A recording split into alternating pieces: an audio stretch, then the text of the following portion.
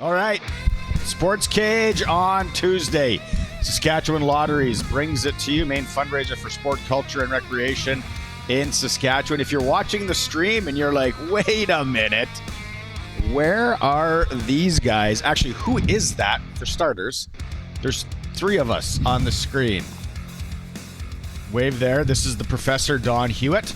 And Curtis has decided to stick around. He's our engineer. Here's the guy. Him and Mosh are making sure everything gets us on the air today. We're live in the SportsCage Lounge. That's where we are as we get ready for the West Final. They're pushing tickets today. There isn't a lot of people in here. There are some guys, I think they're cleaning the lines, as they call it, making sure the draft lines are clean. Western Pizza is closed. That is a problem because I'm already getting hungry. I wonder if Spiro would chuck me the code and go back and put down a dry rib or something. Go fire up the deep fryers? No? It's right there. All I have to do is open one little sliding door and in you go. So we're here at Mosaic Stadium in the SportsCage Lounge. We're on the set where the big dogs sit, pre and post game show of the Rider game. No, that's where the big dogs sit here now. Yeah, you used to sit here. This is like if you're playing prep and you get to play at the varsity stadium. It's like, wow, this is awesome. And Curtis and Mosh did a great job of setting up here. They did. Yeah, they're selling West Final tickets and they're going fast. Our sister stations are in the ticket office over there. Don, we got so much to talk about. We're going to get to baseball in a second. But the West Final, not this coming weekend, the next weekend, it's going to be FOMO, fear of missing out. I know people already that are like, nah, I don't know. I'm going to play the weather, going to see what it's like. You're going to want to be here. Well, I mean, it's historic. It's a historic moment because since the CFL was formed in the late 1950s, this is only the 8th time that the Roughriders have hosted the Western Final, where they're one game away from playing in the Grey Cup. I remember, I go back to, say, 1976. I remember that like it was yesterday because it was so unique. Saskatchewan hosting Edmonton. The winner goes to the Grey Cup. The Roughriders go all out and bring in Ralph the Dog, the Calgary Stampeder mascot, because Gaynor was born in some sort of a burrow a year later. Really? It was huge. It was massive. But you Ralph still the remember Dog. it because what was going on. And you also remember how important it is for the Roughriders to have a sold-out, screaming crowd cheering them on. It helps the club. We want them to get to Winnipeg. They have set themselves up for loaded for bear type of situation. We can go over the players that haven't played a full game in the last two later or whenever we have time. But I think the head coach, Corey Mason, has done a tremendous job of keeping them sharp but not getting anybody hurt and getting some healing done. But it's still, as you know, Barney, any given Sunday. Anything can happen in one football game, and the team needs a big crowd, deafening, to obviously screw up audibles, screw up cadences, and get that defensive line charged up, and let's get some big hits on either Adams or Rourke. Smuggle in any kind of noisemakers that aren't just, we got to be loud in here. Okay, we're going to get to before we go, this is how cheap it is. Like these prices, me plus 3, let's start with that. Grab 3 friends. The 4th ticket is free. It's not too late for kids to go. You can get 2 adult and 2 youth tickets, that 3 to 15 years of age, for the biggest home game of the year for $99 plus tax. You can take 4 human beings to the game for $99. You have to have 3 friends, though. I'd be short a few. Or relatives. Okay. Tickets in the co-op community zone, moving quickly. $20 all in, including tax and fees. You got to go to your local co-op for that. And Pill Country is sold out, but you can sit in the stadium for as low as $33. When Ralph the Dog was here, ticket prices were that cheap.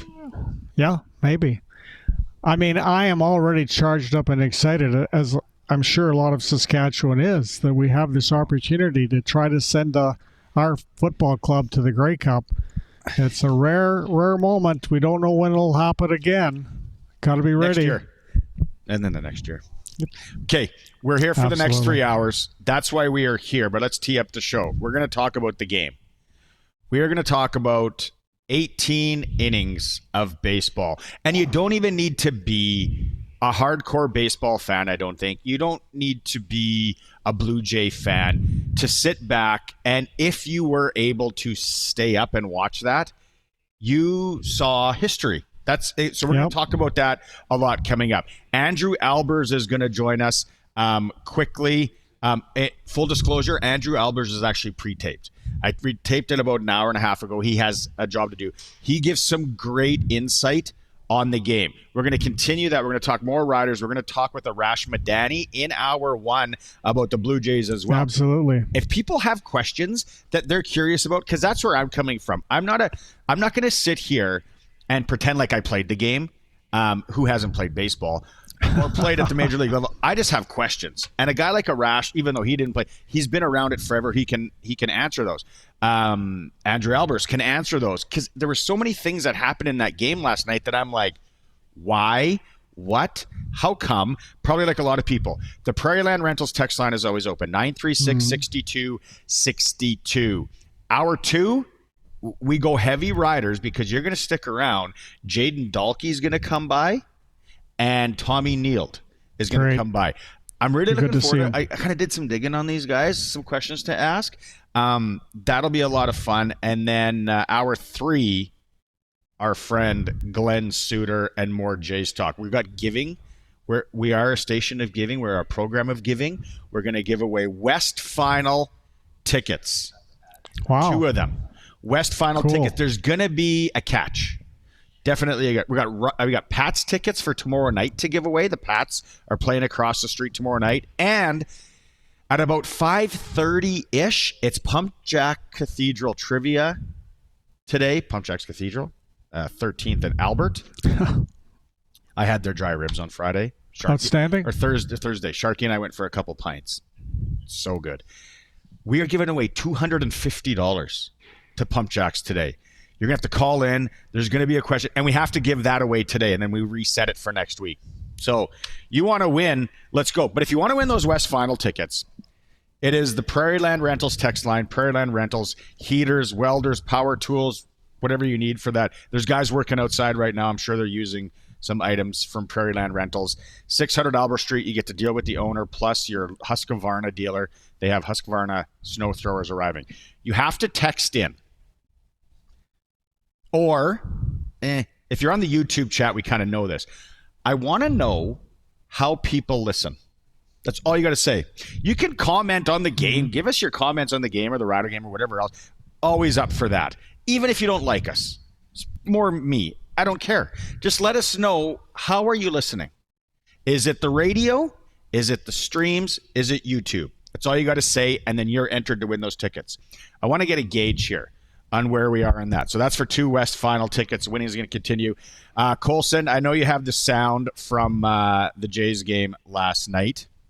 I hope you have the sound from it. Can we start with the home run?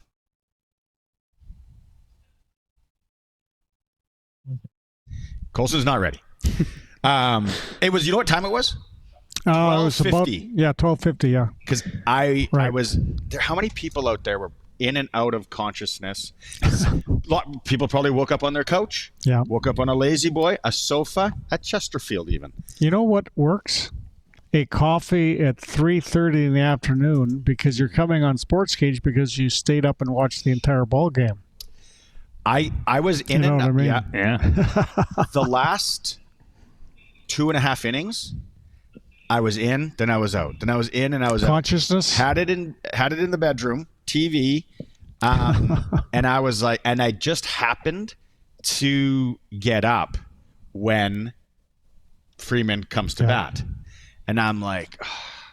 Then there was so much talk, and I talked to Andrew Albers about this, about who the Jays were going to pitch next, and people were saying, well, they're going to put in a position player. Andrew Albers will talk about that in a bit, so I don't want to ruin it. And I'm like, yeah, they were down to that. Although I'm not sure if that would have happened with either team, really.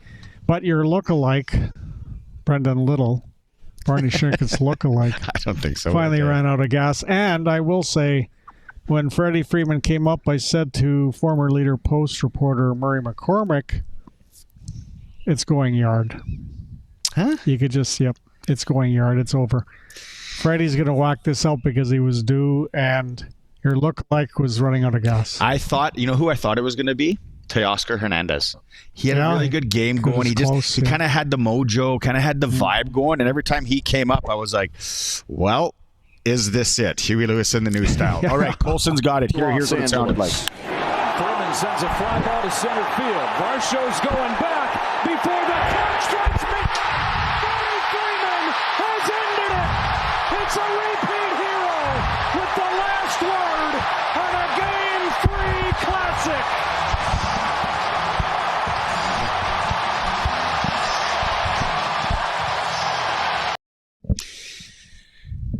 To look at the text messages already. Why do they pitch Ed Stevens? Why do they pitch to Ohtani at all? Good for you, Ed, because that's my question. They shouldn't have pitched to him at all after his first at bat. Just walk him to first unless there's some weird situation involved. Don't let him bat again in the entire World Series, Barney. That's what I'm saying. I don't know what you think. What do you think? Leave him be. No, I asked Andrew about this, and he goes through it. I've never played. I've never been there. Never been in that situation. But right away I go, what do the analytics say? Don't pitch to him. And then and then what does the gut say? Don't pitch to him. So that's where I was like, in the 7th, it was like you can put him on here easily. They're going to put him on, aren't they? And then they start throwing. I'm like, why would you? I don't understand this. Well, boom. And then from there on in, that's where everyone now turns into expert baseball manager. And they're like, why wouldn't you do it then? But let's put it into historical perspective. Ohtani is the greatest player since Babe Ruth. Who's the last guy that was hitting home runs and pitching well in the major leagues to the extent that he did? Of course, it was Babe Ruth. We're going back to the 1920s. Ohtani's the best player since Babe Ruth. I think he's going to end up being the greatest player of all time in Major League Baseball. It's crazy that the greatest player of all time is not going to be an American, but you're talking about the very top player to maybe have ever played baseball. At this point, that's what he looks like. End of story. Do not throw anything that resembles remotely a baseball to Ohtani. No name on this text to the Prairie Land Rentals text line. You should also let us know how you're listening, because then you're entered to win tickets to the West Final. Guys, let's be honest. Tony cost us. However, we stranded so many runners every game. 37 in total for the two teams, by the way. It's been a problem since the beginning of the season. We had all the runs we needed. We just had to get them in. Didn't run the bases well. No. Out at home, out at third. A little too aggressive. Scott in Saskatoon. I don't know how he listens. Again, let us know how you're listening.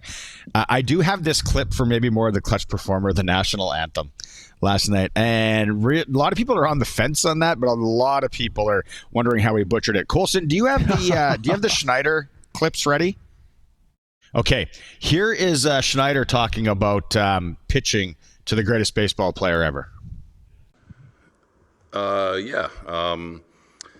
Mount Visit, it's we're trying to pitch around him, you know what I mean? And you trust Sir Anthony to make pitches to do that. And sometimes for pitchers, it's hard to do that, when you're kind of trying to throw a ball and didn't put it where you want to put it. But, he had a great game. He's a great player. But I think, after that, you just kind of take the bat out of his hands. And not to give away secrets, but that's pretty much what we should expect going forward. Yeah. Yeah, going forward. Yet good answer by the manager. I wonder if that will hold true. So this is so baffling to me that it ends at just before midnight local time in Los Angeles.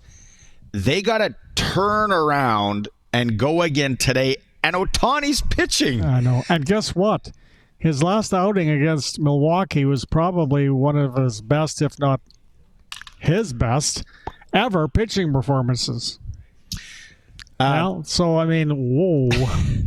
Prairie Line Rentals text line. This is Captain Harvey Ryder, the last Saskatchewan Pirate. He says they listen on the radio every day. Name a number or email Captain Harvey if you want the tickets. Thanks to everyone. I see a lot of people. Yeah, it's radio heavy already, but that's what we want. 936-6262. You're going to be entered to win 2 tickets to the West Final. Just let us know, how do you listen? Whether it's through the streams, YouTube, or radio. And if you want to comment on the game or the Riders, whatever, feel free. We're here all day. Okay. We will get to more of that in a bit, but we got to take a break. When we come back, we are going to hear from Andrew Albers. I ask him about the pitching. I ask him about what were they going to do for a pitcher at almost 1 a.m. local time here.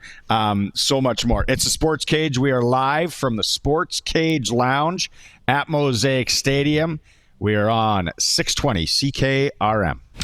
Out on the Western Pizza guest hotline, joining us again, I guess he's turned into our baseball insider, former Major League pitcher and Sasky boy, Andrew Albers. Did you stay up for the full game, and did you fall asleep on some sort of couch or lazy boy? I actually did stay up for the full game, and no, I didn't fall asleep. I thought it was a really entertaining game, and it was a lot of fun to watch.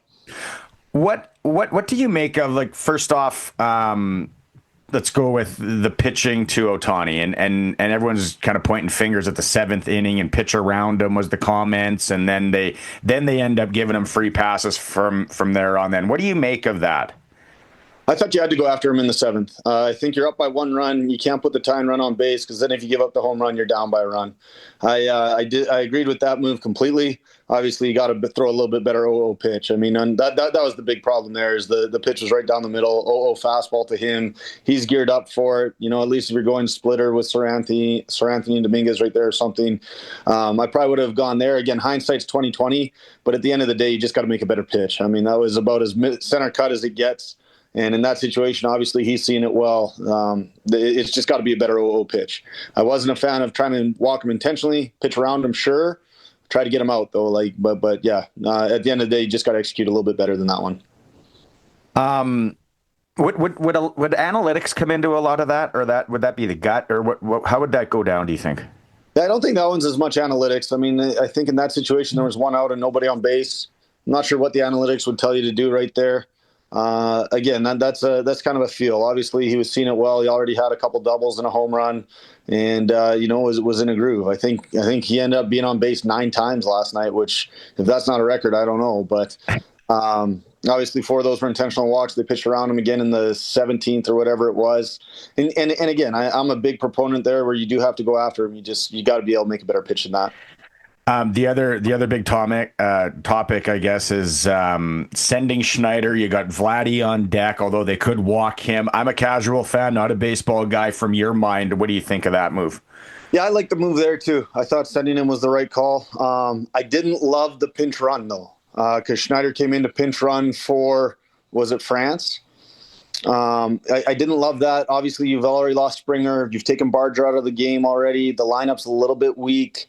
I think you have to send Schneider there when you pin front for him. Edmund made a great throw. It's a great relay.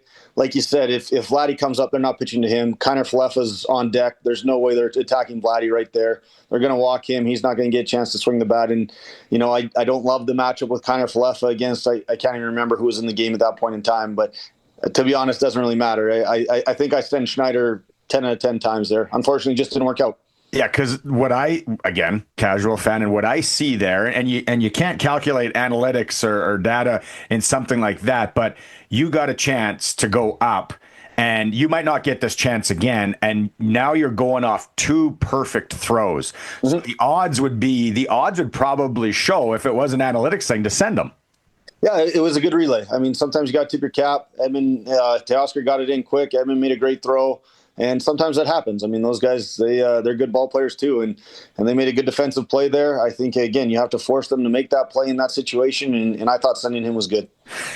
Dodgers bullpen was supposed to be kind of the weakness here. Yesterday, they do a job. Heck, even Kershaw gets into the game. Yeah, I mean, obviously not their strongest suit, but at the same time, it wasn't the Blue Jays' strongest lineup in there by the end of the game either. I mean, you lost Springer earlier to the injury, obviously pinch around for Bichette, which I think I was good with.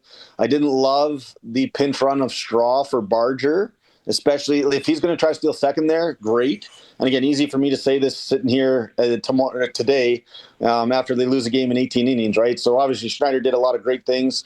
I didn't love that move simply because you're already missing a few bats in your lineup. And Straw's not known for his stick, obviously a defender, obviously a tremendous defender, good base runner, all those good things. But in that situation, I just didn't think you gained enough by taking Barger out there with what you were losing. So, yeah, the Dodgers bullpen was really good last night, but at the same time, it wasn't a full Blue Jays lineup either. Let's say this thing goes 20, 19, 20, 21, wherever, because it's not that far off. Little's in the game. What do the Jays do there? What are you cringing a little bit? No, I mean, that's a great question. I don't know. I don't know what either the Jays or Dodgers do. I don't know what the Dodgers were going to do. Yamamoto looked like he may have been coming out for the 19th. I think Klein was done. And then, Little, if he gets through that inning, I'm not sure what the Jays do either. I don't know if they go to Bieber the next inning. You can't just give up a game. I know there was talk on the broadcast of Dave Roberts throwing a positional player. That was never going to happen. I don't know. I don't know who that was relayed to. I think it was probably a joke. But anyways, you can't just throw a game away in the World Series. It doesn't matter where you're at. You're going to find somebody who can go in there and throw that's a pitcher. I thought Schneider made a lot of great moves throughout the night. For me, I probably would have stuck with Bassett a little bit longer as a guy who's been throwing it pretty well. And then, a guy that you can get length with. Either do that or bring Hoffman in for the 8th and 9th if you're thinking of having him for 2, and then let Bassett go just because it gives you a little bit more length. But again, it's easy to sit here on a Tuesday morning after the game's over and say those things when you're really playing for one run at some point in time to get a lead and hope you can shut them down in an inning. And unfortunately, it just didn't happen for the Jays.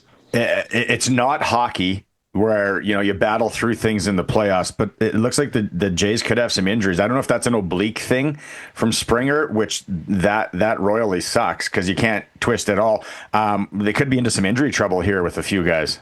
Yeah, it's really unfortunate. I mean, obviously, he's played through some pain in the last series with the knee and whatever else he has going on. But for him to take himself out of the game in that situation, I'm guessing it's not very good outlook for him. So I'd probably actually be surprised if we see him the rest of the series. Obviously, I'm no medical doc or anything like that, and I have no idea what the injury was. But he wants to be in there. He's been grinding it out through pain in the past. And so for him to take himself out in that situation, I'm guessing it wasn't good. Obviously, Bichette, you've got kind of the similar issue there where he's not 100%. And it's just really unfortunate. What it does do is it allows other guys an opportunity to step up. Whether it's a guy like Ty France, Addison Barger will probably get to stay in the game a little bit more, get a few more big at-bats for him. And, hopefully those guys can find a way to get the job done. Last question for you, Andrew. Appreciate you doing this.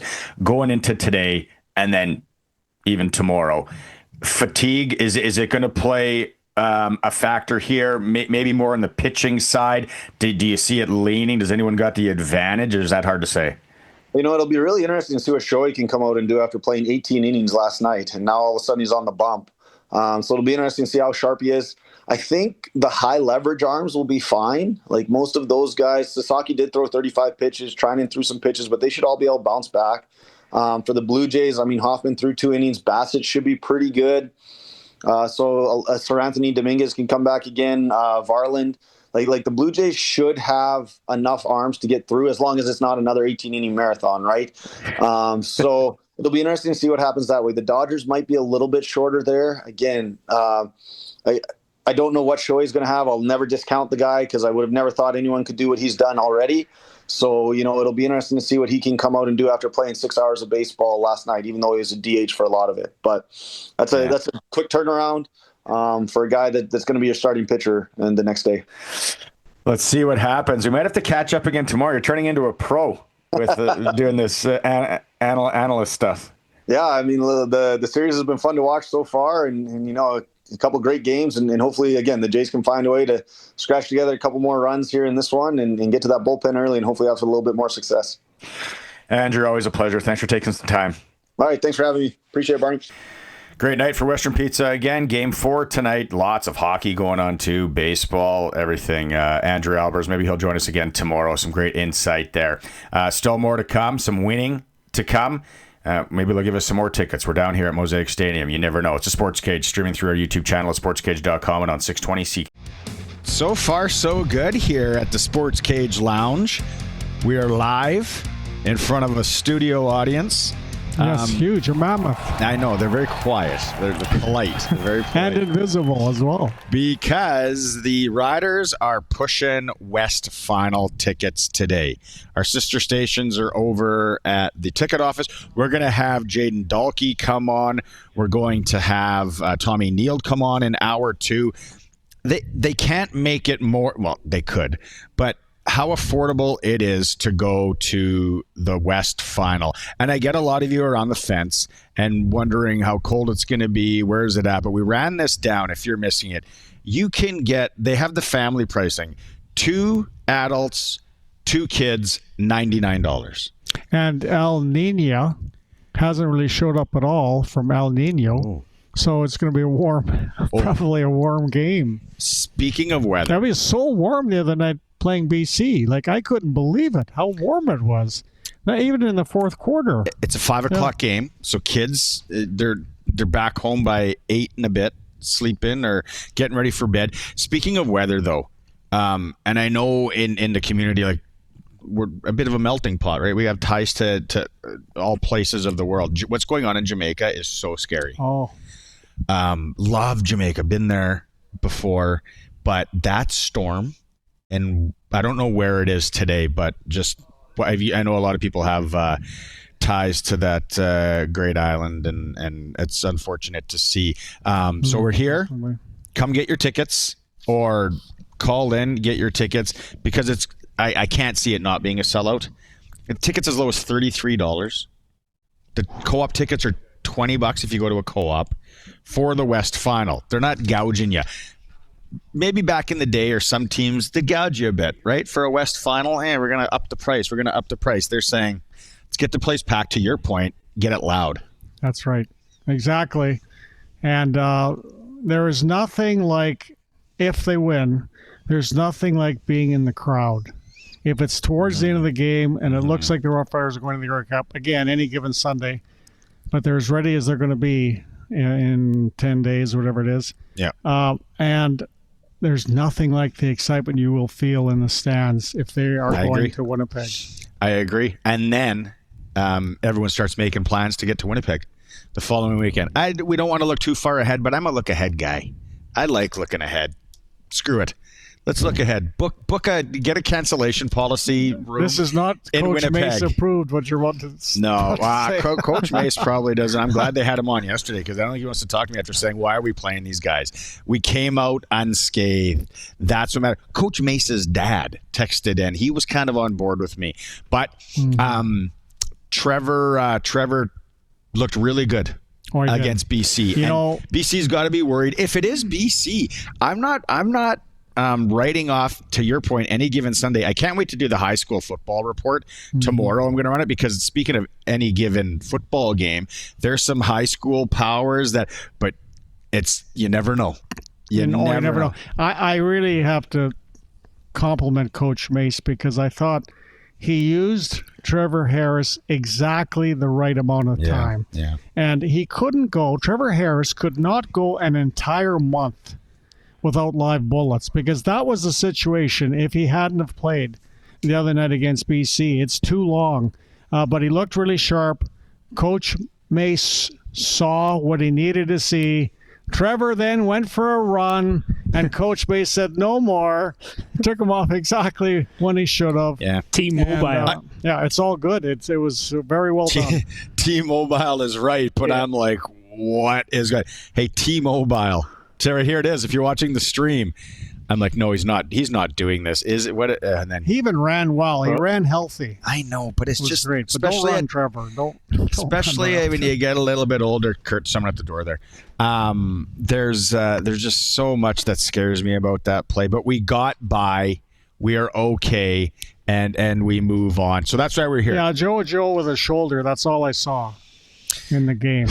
And he does the phone point thing. That's I love it. Okay, so winning all day. If you're just tuning in, we're giving away 2 tickets to the West Final, but you have to text in or you can message on the YouTube chat. The text line is 936-6262, Prairie Land Rentals, 600 Albert Street. We want to know how you listen to the program. We need your name, number, or email address so we can contact you, but we just want to know. A lot of people are saying radio, a lot of people are saying stream, some watching on the YouTube. Please let us know, and then give us any of your feedback on what you think about the Riders. A lot of people messaging on the Blue Jays and the game last night.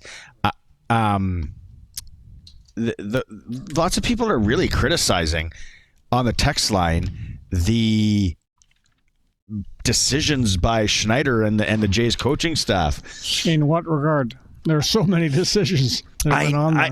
I feel so bad. So this is Dean in Regina says, I understand what Don's saying, and you are probably in the majority of pitching around Ohtani and all that, but he's saying you can't play scared either. Oh. He's a great player, but he's also human. So Andrew Albers said he would have pitched around him in the 7th as well. Well, here's one issue I would bring up, and thanks for listening, Dean. One issue I'd bring up is Ohtani can hit a ball out of the yard with the ball being a couple of inches even outside of the plate. He can hit it to Culver City, which is just beyond that stadium. Oh, is that where it is? Oh, somewhere. It was a bad pitch. It was a bad pitch thrown, obviously, as Andrew correctly said, but he can hit anything near the plate as well, and that's what's scary. I mean, the guy's a phenom. It's amazing to watch the greatest baseball who ever lived, and I apologize to Babe Ruth. He's okay. But I just cannot see any good that's going to happen to have a baseball anywhere near the man's bat. Here's a question. And you know what? I'm going to ask Arash. I'll start Arash with this question. Let's get into Arash, Coulson. It's time to go coast to coast with Arash Madani for Smart Investing Solutions. Be smart with your money. Call Brian Gawley at Smart Investing Solutions, 546-2533. A late one for you. Did you sleep in today? Did you take the option? I did not. I also fell asleep in the 17th. One inning before Freeman went yard. It was a late one. That's being honest. TV on? Did you wake up? Oh, TV on, lights on. Yes, it was back to college, Bowl of popcorn, some empty beer cans. Yeah, it's all good. It's all good. Okay, here's my question, guys. Ladies, eat your heart out. I'm just the casual fan. I've never played in the majors, so I shouldn't talk like I know. I shouldn't talk. No. I haven't played in major anything.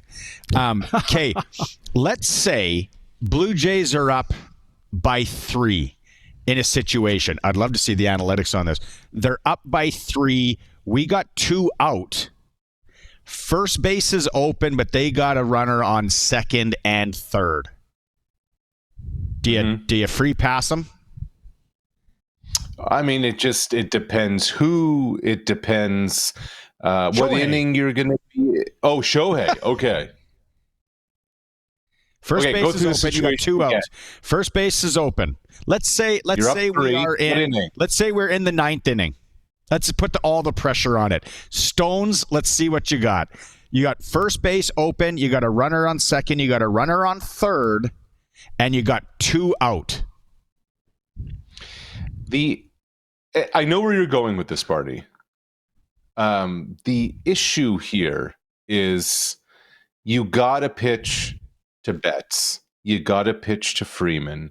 You got to pitch to Muncy. Like it's the murderer's row of the top 5 batters in that lineup. So you pitch to him, but you don't give him any meatballs down the heart of the plate like Sir Anthony Dominguez did. I mean, I just found it wild that John Schneider fully threw him under the bus. He said, we had a mound visit. We said, don't give him anything to hit. And the first pitch was, boom, a cue ball right down the heart of Main Street that Shohei hit to the moon. And then, obviously, Freeman from there finished it off in the 18th. But I don't know about you guys. I know. But it's not a video game. We're not playing Baseball Stars here or Bases Loaded, which is a fantastic game from Nintendo back in the day. But I just feel that if you pitch around guys, and that's kind of what Andrew Albers was saying too, that you still have the human element with the pressure of maybe throwing something around where this freak of nature, it is like the only thing that I can equate it to is watching Barry Bonds and Sammy Sosa and Mark McGuire those years, where it's like, how are these guys barely looks like they're getting any wood on the ball and it's flying out of these stadiums. So the human element, except they're not pitching tonight. Shohei is. There's another. What do you think? What would you do in that situation? Well, like I said, I just wouldn't pitch at all to Ohtani. I take his bat right out of the equation, almost no matter what the situation, because again, he will hit a ball out of the park that's not even down the middle of the plate. You know, he's just like I said, the greatest player since Babe Ruth, if you can argue that. I mean, those other guys were in the steroid era. He's not. Ohtani, this is the real deal. He's just. But Don, you just can't throw the pitch. The pitch cannot be in the strike zone. It just can't. It cannot be a pitch to hit. Let's start there first, right? But I agree. Whether you're going to pitch to him or not. But is there anything safe from this guy besides doing the old 4-ball walk, which I still think that they should have to do that because it's embarrassing and you can get booed. I still think you should have to do the shame balls to walk a guy instead of just saying 4. Little did it towards the end of that game. He threw him. It was so wide as the balls that it was just throwing 4 balls instead of throwing 4 fingers. Are you sure, Don? Are you sure, or is that just Brandon Little? Is that just Brandon Little being Brandon Little? I'm sorry, I'm just being. You're right about that. Who knows? Yeah. But I know it's just an interesting dynamic. But it's sort of really cool that we can watch this individual play baseball. Too bad he's on the other team. Now I want to ask you this, question, Arash. Like back in 2018, of course. The last time the World Series went 18 innings, of course, both records last night and back in 2018. The Dodgers did it again. They won. They beat the Boston Red Sox. But they didn't win the World Series. Boston did. Boston showed great character. I never thought Boston could come back in 2018 after that happened. So does this give Blue Jay fans hope? Or are the injuries and the situation they're in going to be just too much? And also, Ohtani wasn't playing on the Dodgers in 2018. Yeah. You didn't have the yet. I was at Dodger Stadium for that one, Don. I stood in the camera well for a full game for 9 innings because we got there in like the 8th or 9th inning and it went 18. That was Max Muncy who went yard that night, and I still remember interviewing Justin Turner afterwards. Look, one has nothing to do with the other. So to me, there's a number of things that are at play here. One, who do the Blue Jays have available to them in the bullpen after Shane Bieber tonight? John Schneider just had a media availability less than 10 minutes ago. He says every reliever except for Eric Lauer is good to go tonight, and Lauer was tremendous last night. Totally. So that's a good sign for the Blue Jays. 1, 2. They still are they're non-committal on George Springer. I can't see how Springer plays tonight. I really can't. The quote from Schneider on Springer was, the MRI showed that he's hour to hour. Now, translate that. No MRI says you're hour to hour.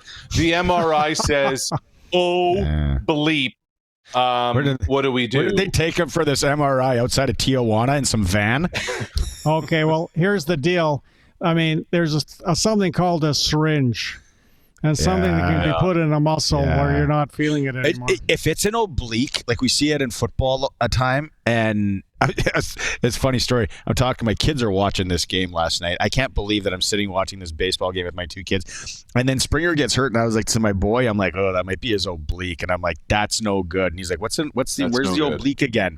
He's like, is that in the bum, like where your sciatic was kind of? I'm like, no, up above. I said, back when Dad was slender and he used to work out lots, he used to like work out his obliques. I said, you might do it someday. And then he starts laughing. He's, yeah, right, you did. And I'm like, but if it's an oblique tear or tweak there, good night, if it's Jim Kite. Tear, I don't know. Anyway, well, and I will say this. I let me just mention this on Springer, because I think it is a factor here. If you go back and watch that entire at-bat, and today I did, just to see if there's any kind of signs or anything like that, for a guy who has great plate discipline and has shown that throughout this year, he was chasing a lot. And I almost wonder if those were the kind of warning signs of something being wrong. And then ultimately he did something. But Springer's not the only one. Kirk left the game. He's probably been their best hitter. And he's also the catcher. What is Kirk's status going to be as the night goes on? And Bo could barely get to first base on what would have been a double. How effective can he be? Now, if Springer doesn't play tonight, Bichette has to become your DH. Yep. So, there's so much that goes into all of this. The other thing that didn't get mentioned in the MRI showed hour to hour. Somebody asked John Schneider, so first inning, walk Shohei? He said, we haven't made up our mind yet, which means they've made up their mind and they're going to walk Shohei. They're going to give him a free pass in the first at bat. But then we have the clip that he's basically saying he is going to walk him. And I know a lot, it's situational baseball and a lot will go into it. But and it's not like hockey where it's like you get the needle and get back in there and see if you can play Steve Yzerman on one knee. It's a lot trickier from what I see than that. And to your point, and I was listening to so much on the baseball chat today, and if Springer can't go, then where does Bichette go? And my boy Barger, he's playing full game. I didn't like that they took him out yesterday. Again, I don't know the game. I've never been. Some of the moves to pull guys out and then it goes. And I'm like, is this going to end up biting them in the arse? I wanted to ask Albers this. I don't know if you know this, Arash, or maybe Chad, who's a big baseball guy sitting here.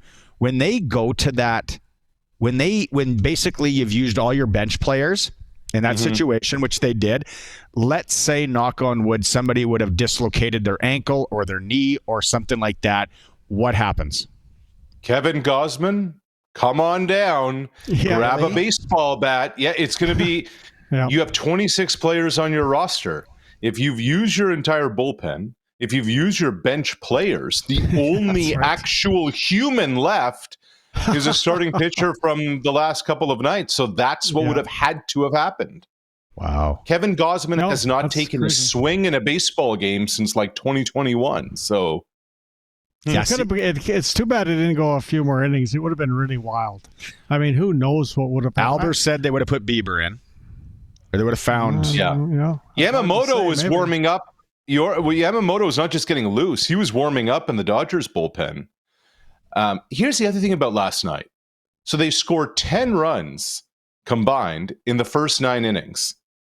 And then they went, or the first 8 innings, and then they went a full baseball game. They went 9 innings after that without either team scoring a run. It's not just that it went extra innings.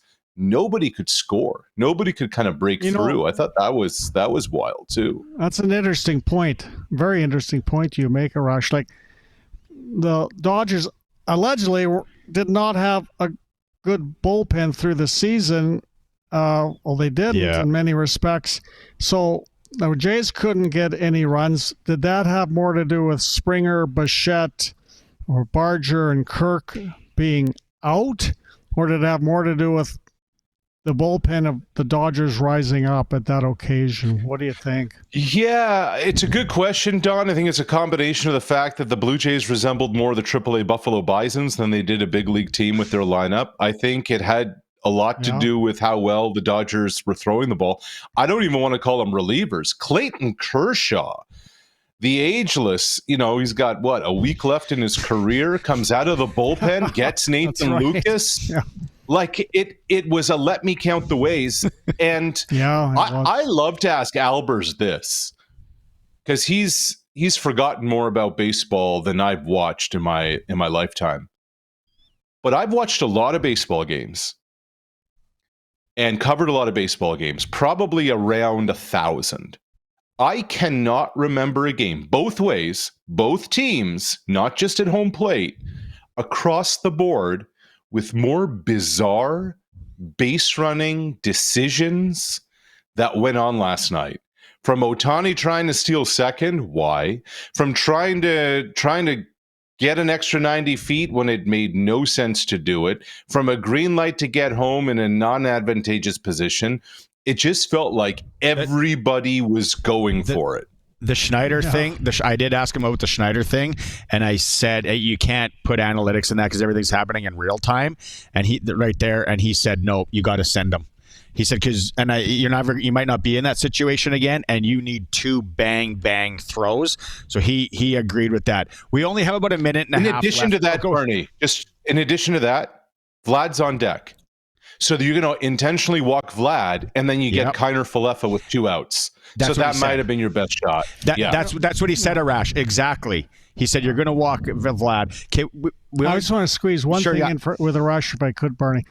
Bieber, his last 2 outings, he was better in Seattle than he was in Toronto. Is it good that Bieber is pitching in Los Angeles versus Toronto? I think it's good that Bieber is on full rest. I think they need Bieber just to get them outs. Get at least 5 innings. None of this 3 1/3. And look, if there's any time, fellas, that you want to face Shohei Ohtani as a pitcher, it's after he's been on his feet for 18 innings and he cramped up at second base last night. I mean, that's the only kind of advantageous spot about who the Blue Jays are going up against tonight. It's awesome. It's unbelievable. I get to watch baseball with my kids. I don't think I'll ever do that. Maybe tonight for a bit. And when Kershaw comes in, my son goes, "Who is that? He looks old." And I said, "You watched him play in Phoenix about 10 years ago. You were there." Arash, was good. Do you want to do something tomorrow? Maybe if you're not busy. Okay, let's do it. Appreciate you all the time, buddy. Thanks for coming on. Let's chat tomorrow. Go Jays. You got it. Coast to Coast with Arash Madani for Brian Gawley, Smart Investing Solutions. Be smart with your money and call Brian Gawley. We're getting close to the clock here. Colson, are we going straight into ticker or do you want me to break? Okay, we got to go to break. It's the Sports Cage live from SportsCage Lounge at Mosaic Stadium on 620 CKRM. Am I crazy or do I want to see another 18 innings tonight? Heck, let's just go. Let's see then what happens tomorrow if any of these guys are standing. It's 6 o'clock. First pitch, LA obviously leading the best of 7, 2-1 against the Blue Jays. Western Hockey League tonight, the Blades are in Tri-City. SJHL, Clippers welcome Warman. Yorkton travels into Nipawin. Canadian teams, there's so many games in the NHL tonight. Every team, I think. It is. The frenzy, they call it. Frozen frenzy. But with the Toronto and Calgary going at 4 o'clock our time. Winnipeg, Minnesota, Ottawa's in Chicago. Edmonton welcomes Colorado. Vancouver is hosting the New York Rangers, and Montreal's your Habs are in Seattle. Okay, so go to sportscage.com if you want to vote. How much of Game 3 did you watch last night? There's a number of different. Yeah. I tried to watch it all. I dozed in and out. What time did you go to bed? I had a bowl of soup when I got home. I went to bed at 1:30. Yeah, homemade tomato or soup. Campbell's or what do you run? Actually, Heinz. You have to go to the dollar store to get Heinz tomato soup, by the way, folks. There we go. It's the only place in town you can find it. The professor likes his Heinz soup. Bundle and save with Reliance Heath. Rent a new water heater and softener together. $400 in cash back. Call on Reliance today. We got 2 Rider players coming by in hour 2. Don's going to go through some really interesting Rider stats on players that he has. We got more winning to go away. Everybody's texting into winning. It's a jam-packed show. We're live at the SportsCage Lounge at Mosaic Stadium as they sell West Final tickets. All right. Welcome back. Tuesday, Saskatchewan Lottery's main fundraiser for sport, culture, and recreation. In this hour, Tommy Nield is going to stop by, I understand, in about 10 minutes' time from the Saskatchewan Roughriders. We got Clutch Performer. We got Sprinkle of the Day. We're giving away those tickets to the West Final, the whole show. And then Jayden Dalke is going to join us a little bit later in this hour. And then maybe that's when we give away the Pats tickets for tomorrow night as well. 936-6262, Prairieland Rentals text line, or the live chat on YouTube. We're going to put everybody in. You got to let us know, how do you listen to the Sports Cage? How do you, and if you watch it on YouTube, we know you're there, so you guys are in automatically. But is it radio? Is it the streams? Just let us know. Leave your name, number, or email address, and we'll get a hold. And then you can comment on the game like a lot of these people are doing, the Blue Jay game or the Riders and what the Riders should do. But going back to what happens if tonight we go deep again? I won't make it this time. That's all I can say. Out of soup. I can't see that happening. There's such a convergence of fluky things that happened last night. There's so many times that, third base runners were stranded, multiple base runners were stranded. Like, I think it was 37 in total for the whole game. I just can't see all the weird, sort of fluky, wild things happening all at once. It's sort of that's why it's only the second time in World Series history it's ever happened. But I can't see it. I just can't see it. And then we're getting text messages from some people. It's like, there's no way I can go another. I can go another late one tonight. Paul in Regina, Jay's bad base running. Riders, I think Harris will choke on game day. My thoughts. Paul, let us know how you're listening, and then you're entered to win the tickets as well. Or maybe you don't want to go to the game with comments like that. Just no, all good. Thanks for texting in, Paul. Bad base running, I don't know, because just my thoughts, I think you have to send Schneider there. You might not be back in that situation. And now you send them, you have 2 bang, bang, perfect throws to get it out. Anything slips on a guy there, the relay doesn't get it there, the catcher doesn't grab it. There are things that can go wrong where that guy just goes. And the Dodgers made a heck of a play. Well, I mean, it depends on the scouting reports on a particular player's arm. You see where the ball's being hit. Okay, is that right fielder? Does he have a good arm? He's going to be throwing to the second baseman. Does he have a good arm? It's a very quick process to make a decision. It's almost borderline split second. But there's different arms on every baseball team. You got to know what arm you're going against. And so, I mean, it's like you said, you had a professional baseball player on to start the show who said, "Go for it," and you've got to trust. He knows all about the game a lot more than I do or you do. But I didn't like it. I would rather have been a little more conservative. Because you're in the World Series, and guess what, folks? In the World Series, the team that you're playing can throw baseballs. They're in the World Series. There's a lot of pressure. Maybe he drops it. Maybe a guy doesn't do it. Go ahead. You're a Habs fan. Today at 8 p.m. is the deadline for the Kenniston Super Draft. Right. And they've had a tough year with the mail, I guess, being halted, all that. Right. Yeah. You go to superdraft.com. Have you ever gone in this thing? I flunked. They kicked me out. I had such poor picks. I think you can go in as many times as you want, but okay. You pick from the players, and I had Lawrence on last week, and he was talking about his strategy, and he's like, take players that are going to get 80 points. Players that are going to get 80 points. Not bad. So your Habs are looking really good this year. So again, just more for balance. people to mention, tonight's the deadline, superdraft.com, Keniston Superdraft if you want to get in. Okay, if you're watching the stream, you saw him slink in there like he's getting behind the safety. Tommy Nield is joining us live on set here on the Sports Cage. Did you watch the baseball game last night? I did. I watched probably from the 6th inning till the 13th, 14th inning, and then I fell asleep. But yeah, it was a crazy game. Curfew? That's not bad. Were you by yourself? We had the day off, so I could have slept in a little bit this morning, but I couldn't stay up. Wild. It depends if you're with people or if you're alone. Right. If you're alone, you'd nod off. Yeah, I was alone, and I was snoozing for sure. Yeah, but it's the pressure that's going. You're a pro athlete, you're in it, you're the pressure, but just that intensity as it keeps going, and then they don't know who's going to pitch, and we don't have any players to use, and all that. Like it's almost like what theater. Absolutely, and there's a lot to think about. They got to play again today, and I guess in the post game they're like, we're playing again today because it was the next day by the time the game was over. So I'm sure they're feeling the effects of a game that long, but hopefully Jace can pull this next one off. You're from Guelph, yes, Ontario. Yep. Went to McMaster. I want to ask you, was it always football? Did you play a lot of other sports? Football and basketball, but football was always kind of the number one. I was better at it than basketball, but yeah, from a young age, I was always a receiver. Did you play both sides back in like high school and stuff? Always receiver. I did play a couple years of quarterback when I was real young. I played 1 year running back. I didn't like getting hit that much, but it was mostly receiver.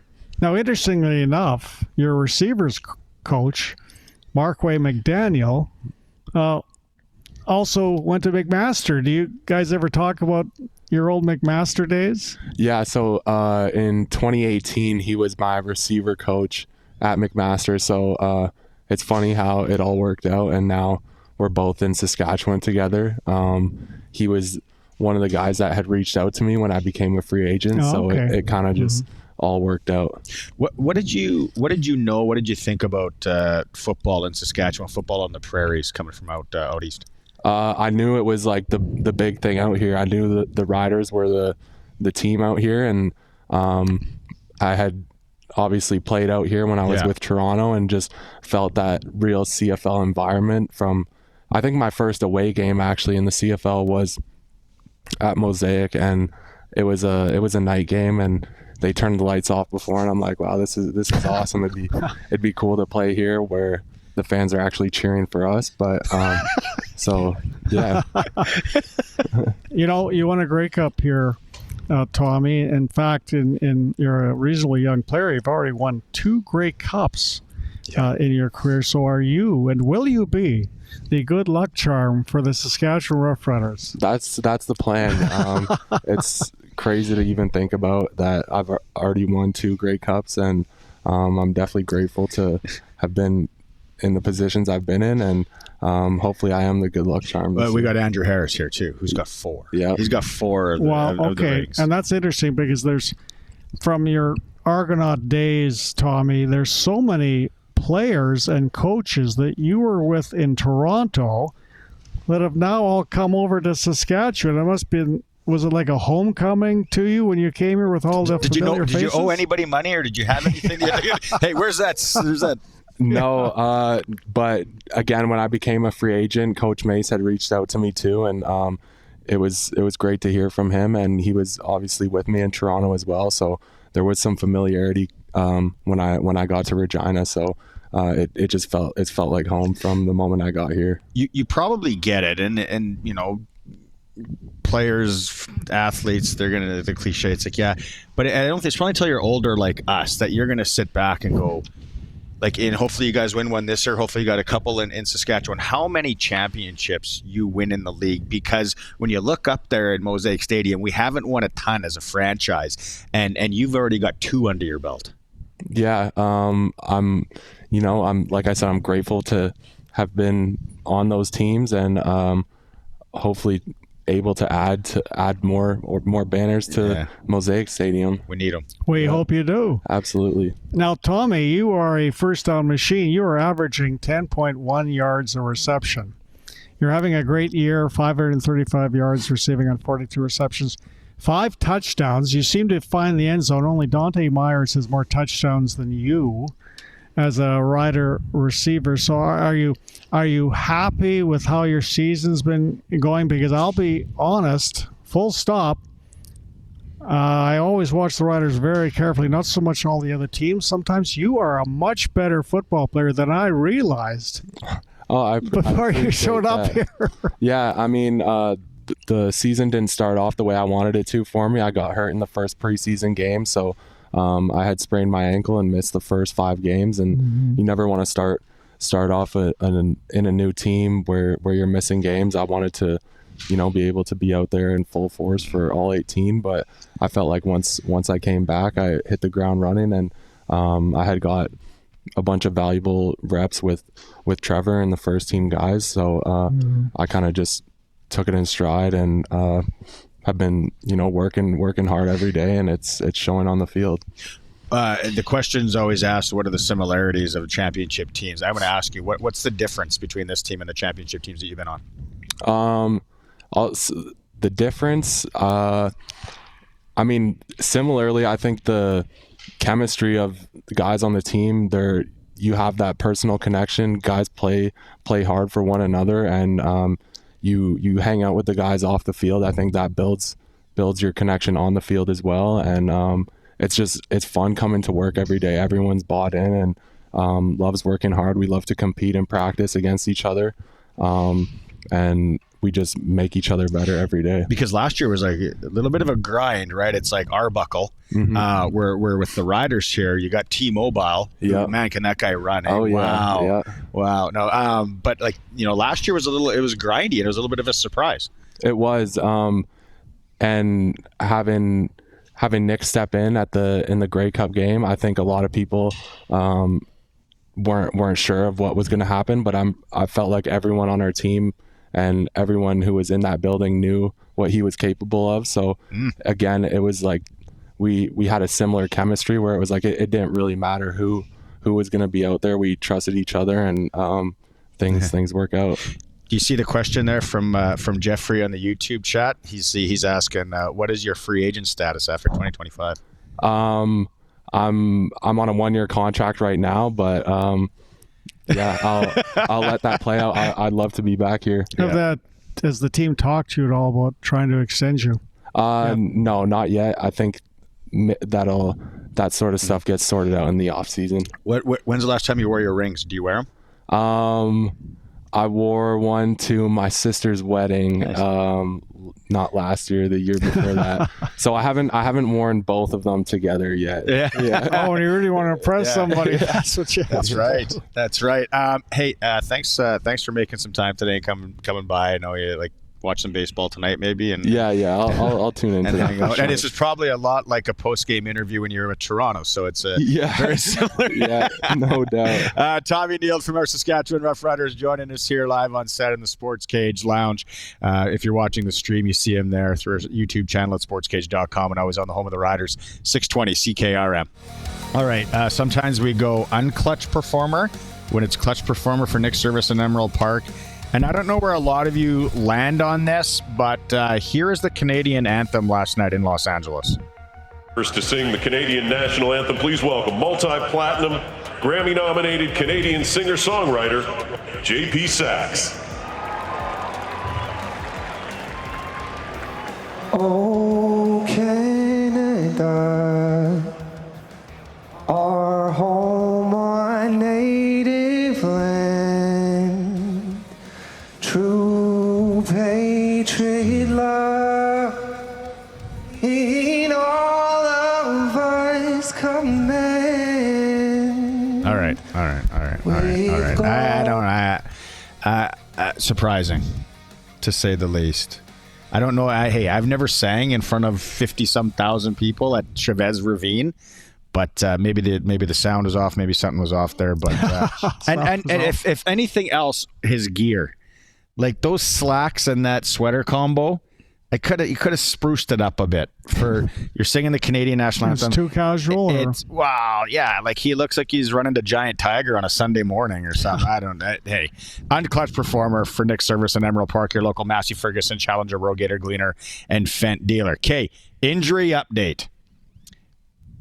No surprise, George Springer out of the lineup. What else have you found out, Professor? Well, I found out the lineup. Who's Lucas is leading off. Yep. And followed by you must have read it out. Yeah, I'm just reading it now. My eyes aren't great. Lucas. Yep. Guerrero. Right. Bichette's the DH, which we thought. Barger, my boy, also known as Varger. Kirk is in. That's good news. Varsho, Clement, Jimenez, and Kiner Falefa. Yep. Which I think I think he would have been our guy last night if they walked Vladdy. He would have been the hero today. Those are the players we thought would be the starting batters, not necessarily in that order, but would be the starting batters and players. And Beaver, along with Beaver, if Springer couldn't play, and so no big shock that Springer can't play. I don't know if we would see him in the rest. Okay, let's go to Sprinkle of the Day for Sports Select. Simply make your picks online. Now you just generate a QR code. Lock it in at your local lotto spot retailer. Bingo, bango, it's done. Every bet is 100% legal with the chance of winning cash in hand. Sports Select, when you're ready to play, it's the original. Must be 18 years of age or older. Colson, I don't know if you have it, but let's look at the baseball game. Let's not overthink this here. If you're watching the stream, there it is. See, it moved. The Jays are now on the pro line, so they got to win by 2 on the pro line. 320, and the Dodgers are down to 178. So yeah, that makes sense with the way Bieber pitched his last game, with the way Ohtani pitched his last game. That makes sense. And the over-under is 8. Sports doesn't have an over-under on how many innings. And so you hit that props there, Colson. Yeah. But it's, it's probably a heart bet. There's a bunch of props there, too. Kirk versus Smith on the hit category. Guerrero versus Freeman. So sportselect.com, play it, and if you want to go and fill out the tickets like I do, go ahead, but you don't have to anymore. Now you can just get a QR code generated. They scan it at your local lotto spot retailer, and you're done. Must be 18 years of older. Get some cash in hand. We'll go to a quick break. Is that okay? Yes, right now, and then we're gonna have our second guest here after the break. It's a Sports Cage streaming. We're live at the SportsCage Lounge at Mosaic Stadium through our YouTube channel at sportscage.com. Cage Lounge today because we're pushing rider tickets for the West Final. Get in on it. It's going to be FOMO, fear of missing out, and you can get in the $20 co-op one if you want to go to a co-op and pick up those. You can get a family, 2 adults, 2 kids for $99. And you have the buddy pack too. I don't know what more you want to come to the West Final next week, and it's going to be exciting. Jayden Dalke is joining us here. All kidding aside, that is so reasonable to go watch a West Final in a CFL game. Yeah, I know. $20. Yeah, that's awesome. $20 nowadays. You can't go to a lot of events. Did you watch the baseball last night? I caught the recap this morning. I did not catch it live. Blue Jays in 30, or is it called? How would they have done that? Get the Blue Jays in 30? How would they fit everything in 18 innings like that? Let's go. You said you're born and raised in Leduc? Yeah, I was born in Red Deer, but I moved to Leduc when I was 4 years old. So I asked Tommy this question. Always football, or what other sports were you playing? What were you good at?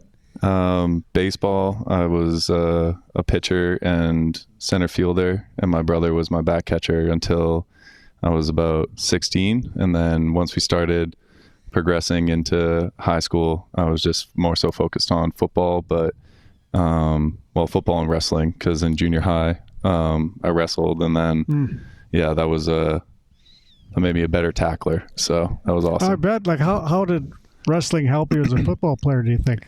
Double leg takedown is a perfect form tackle, and it'll get you about 3 to 4 points and possibly a pin. So yeah, it helped me get into the winter games for wrestling, and 3-time provincial champ for 44 kilograms. Nice. Does the cauliflower ear go away? I wore the little headgear probably into like year 2 and 3. Smart. So yeah, that was one thing with the wrestlers. I'm always like, that looks painful in those mats and all that. So high school football, and then is there a gap before junior? Yeah. I was a little bit undersized. My brother and I both, we didn't hit our growth spurt until basically the year after we graduated. Mm-hmm. So we were very undersized. But then when I took a year off to work full time up in Fort McMurray, and was building modular construction for oil and gas companies. Yeah. And when you're living in camps for 2 weeks on, you work 12 hours, you come home, unlimited food, and then the gym. And so I grew like 4 inches and put on 30 pounds in like a year. So then, I found a way in to walk on to the Wildcats, and that was through my that was through my drama teacher in high school. He had a connection, so he got me in touch with the head coach. And let people know, what kind of drama productions were you in? I was in a couple of one acts where they were self-directed by That's awesome. a group of students, and then I was in one musical, Legally Blonde. Oh wow! What a guy! How many fan favorite probably now? Like this, that's awesome. I tell my kids to do that stuff as much as they can. Oh, those are, you want to talk about good credits. You need credits to graduate. Going to drama, man. It's awesome. A method to your madness. Oh, yeah. One thing I want to ask, because obviously the Hilltops and the Thunder, and you know all about that. 2 junior teams in Edmonton. I've never been able to wrap my head around why 2. Why not just make one powerhouse? Yeah, I've always struggled with that, and I obviously talked to like teammates as we've been like going through my 4 years at Wildcats, and getting to know a bunch of the Husky guys at U of A who were eventually my teammates and are my teammates to this day, like Morgan Runge. And we've always like struggled with the fact that one team will be on an up, but that is because recruiting for the other team has gone down. So they've constantly moved in ebbs and flows. But is there a rift between the teams at all, or? And there is while you're in it, and then once you move on to U of A, all of a sudden you're like, oh, junior guy, what's up? But I think it's just long histories of very proud people, alumni who have played that might be holding it back, or it might be the fact that Edmonton's but no, it can't be, because Calgary has one team. Yeah. So, I think it gives more kids or more people opportunities to play. It does. You know, when you came to Saskatchewan, I mean, you're a prairie boy from Leduc, obviously, so you're sort of know the prairie culture, but when you came and lived in Saskatchewan, did certain things make you realize, okay, now I understand why the Thunder, or formerly the Rams when they're in junior football, or the Hilltops, now I understand why they're difficult to beat? Was there something with the culture here that you noticed versus, they're always beating the Edmonton teams in junior football. What did you see here in the community that you think maybe causes this? Well, I think that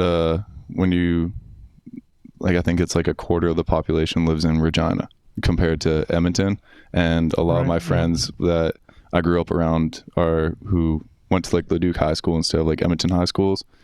Those are some very strong farm boys. And both my parents grew up in Saskatchewan, met in Saskatchewan. So my grandma on my mom's side still lives in Prince Albert. All right, so Paradise. You're telling me. Can't spell paradise without PA. Exactly. But I just think that there's just a lot of everybody always complains about the winters up here from like my teammates now who are not used to it. So you just get hard people with potentially some hard times, and those people are generally resilient. Well, you were too, because sorry to interrupt, Barney, but you take a look at you were a 6th round pick in the 22, I think it is CFL draft, 54th overall. I don't think there's anybody that was picked in that round that's still in the CFL. You're a walk-on with the Wildcats. You you don't get discouraged easily. No. It seems like your character. Yeah. Would that be fair to say?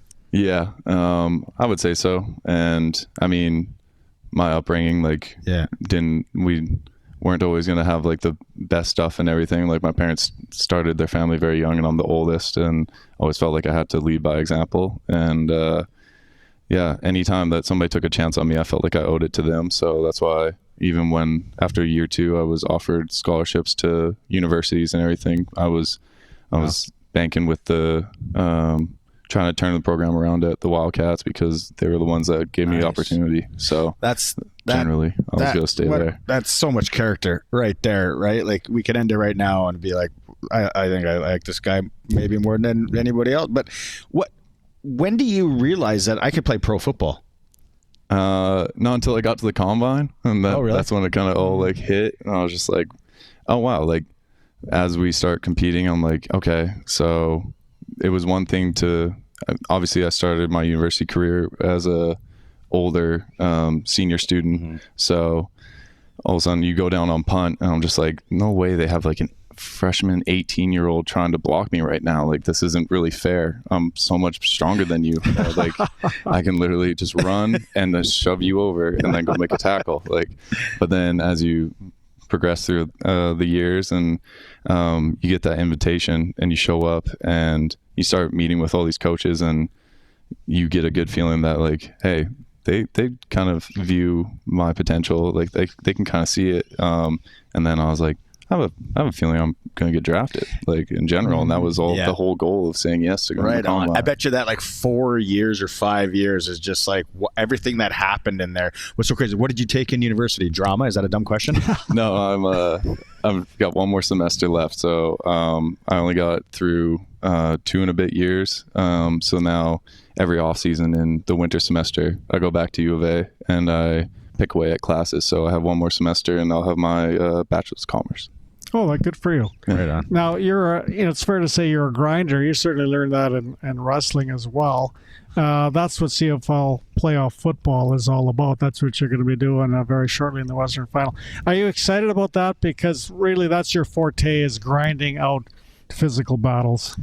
Yeah, well, and especially when it comes to special teams. Like, special teams in the CFL is one-on-one matchups, and you line up against somebody or they line up across from you, and you have to better them or best them that play. Otherwise it could be an explosive play. Like, there's so many, or it could falter. Like, it could be you missed a block and all of a sudden your explosive return didn't get a chance to make it go. So it's definitely not only a physical grind but a mental grind, just making sure that you get everybody in the right checks, you get pump protection proper, and make sure that the phase that you have a hand in, like, you give your team the best chance to win. I think there's a ping pong table downstairs. I don't know if you guys pickleball. What's the big competitive game amongst the players? Well, for me, in the summer it was golfing. I was trying to take everybody what they were worth for. Because you live beside a golf course. Yeah, you got an advantage. I got a free little driving range. But everybody's very competitive, especially throughout the week. But when there is a ping pong table downstairs, it gets pretty heated. Some people buy their own paddles. Who's the best? Lather? Brett's up there for sure. Yeah. I skate with him, and he's a competitive man. Okay, but you're pretty good too. Aren't you a good ping pong player? We should have set it up in here. We could have just played. Okay, I want to ask you this on that. Let's say you got a two-person ping pong game, table tennis for all you purists out there. You got to pick one coach to be your teammate. Who are you picking? Can I? My immediate reaction goes to Bell as a coach. Yeah. Come on, man. That guy's intense. Yeah. I love him. I played pool with Bell, and we were on a 2v2, and I was just like, oh, you see it a little bit different, just like football, dude. Like, but if when those eyes get going? well, you see. Yeah. I think Jayden's getting a little red here. This is good. Can you come on like once a week? This is good. But that's how Coach Joshua Bell, like he just he seems like so strategic and analytic and all that, and then all of a sudden it's like this. Whoa. Well, it's interesting because his name gets thrown around once in a while as a head coach in this CFL. Could you see that ever happening for him? Yeah, I definitely think he's going to have an opportunity to be work his way into that position, just similar to the blueprint that Mace took, like being a renowned defensive coordinator, and then once the opportunity arises or a seat or a position is there, I could see him being into that type of role. He's a good leader of men. Okay, what do you want to tell the fans out there? Because we're selling tickets to the West Final, and we got to have this place packed, right? If you show up, look for 38 jerseys. That'll be my family. They're a hell of a time. They'll have a bunch of horns, and yeah, you'll enjoy yourself. How much does it mean to the team, Jayden, to have a sellout, a very intense, loud crowd? How much does it mean to each of the players? Well, I mean, there's the strategic value of it. Like, obviously, other organizations think that their fans are the loudest, but generally we have the most, penalties caused by our fans, like, false starts, time count violations, people having to take unnecessary timeouts just to get their guys like settled. And then for me personally, Labor Day this year was one of like my favorite games to play in. I bet it was so packed. I hadn't seen it like that in my 3 previous years, and I had to take a moment for myself just to, take it all in,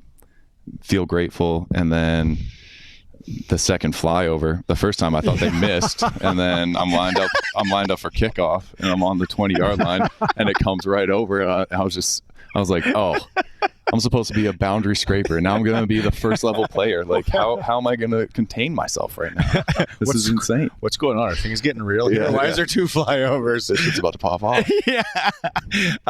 Thanks for coming on, man, and just love the grind. Appreciate it. That's such a cool story. Parents did a great job. Grandma from PA as well. It's great you got ties to Sasky, right? You might as well just you got the license yet? Sasky license? Or? No, I've been looking at getting the insurance though. Oh yeah, a little cheaper. A little cheaper. Yeah, it is. Jayden Dalke from the Saskatchewan Roughriders joining us here live on sets of Sports Cage. We're streaming through our YouTube channel at sportscage.com.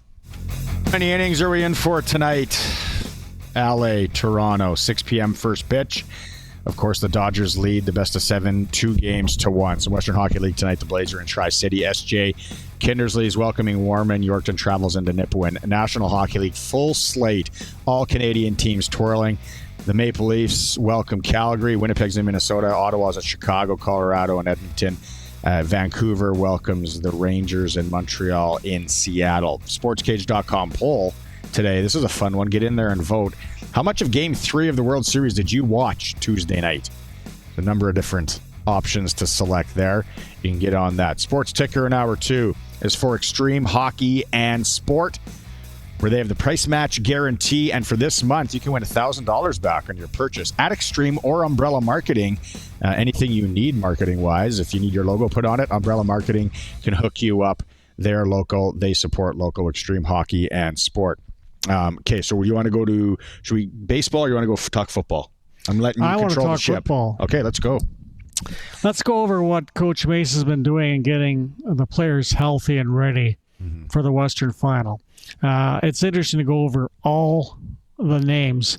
Now, here's some players, some key guys in their positions that have not been playing of late, Barney, but as far as we know, should be available for the West Final. It starts with Roland Milligan Jr. and Marcus Sales, of course, in the secondary. You go to the receiver corps, Dante Myers and Keshawn Johnson. They're leading the team in receiving.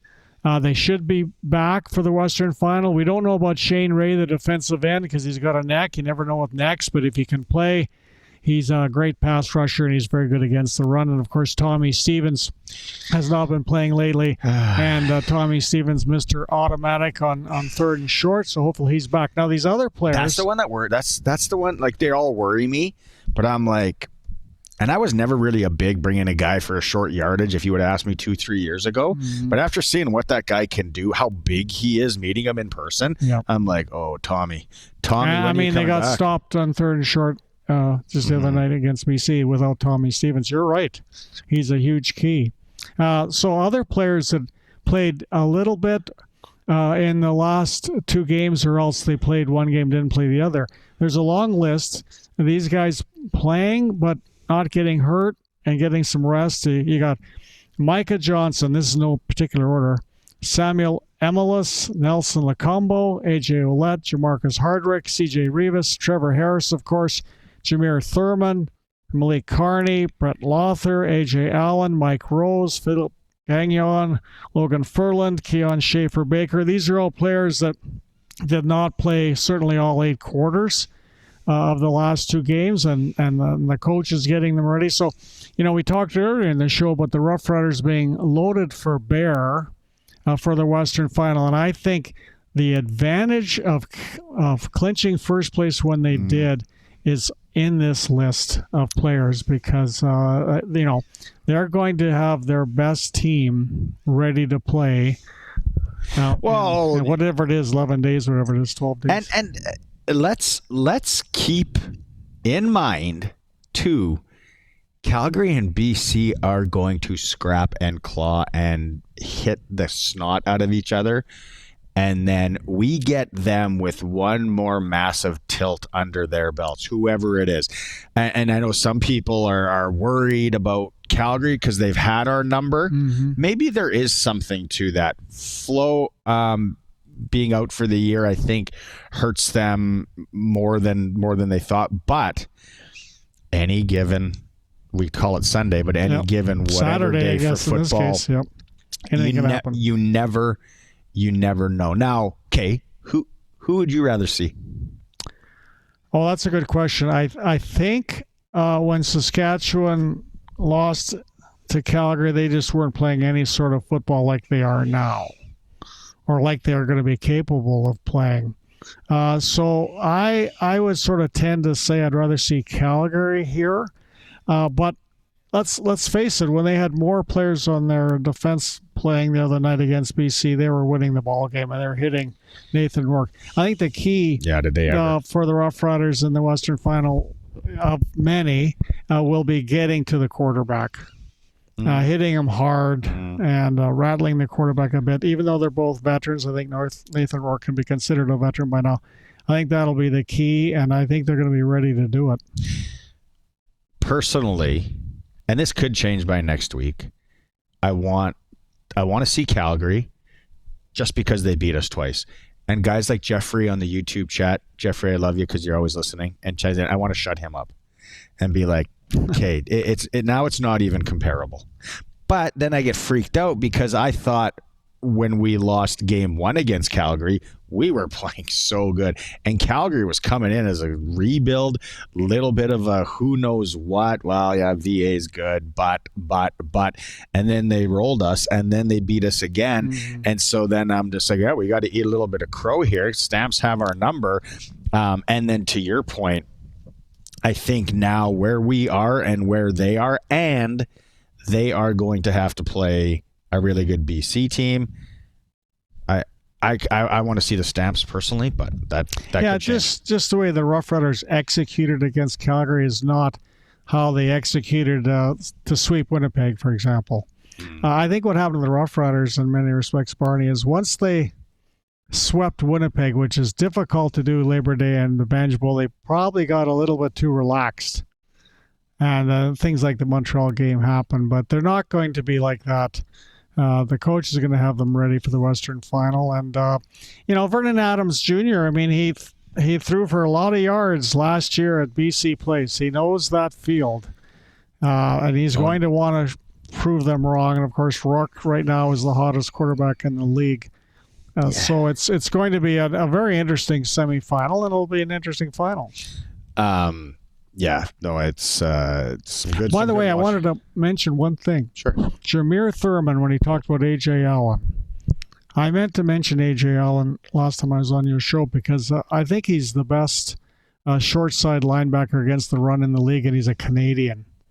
and he wasn't even a high draft pick. And Jameer Thurman called him out and said, does anybody realize what a great season A.J. Allen is having? Mm-hmm.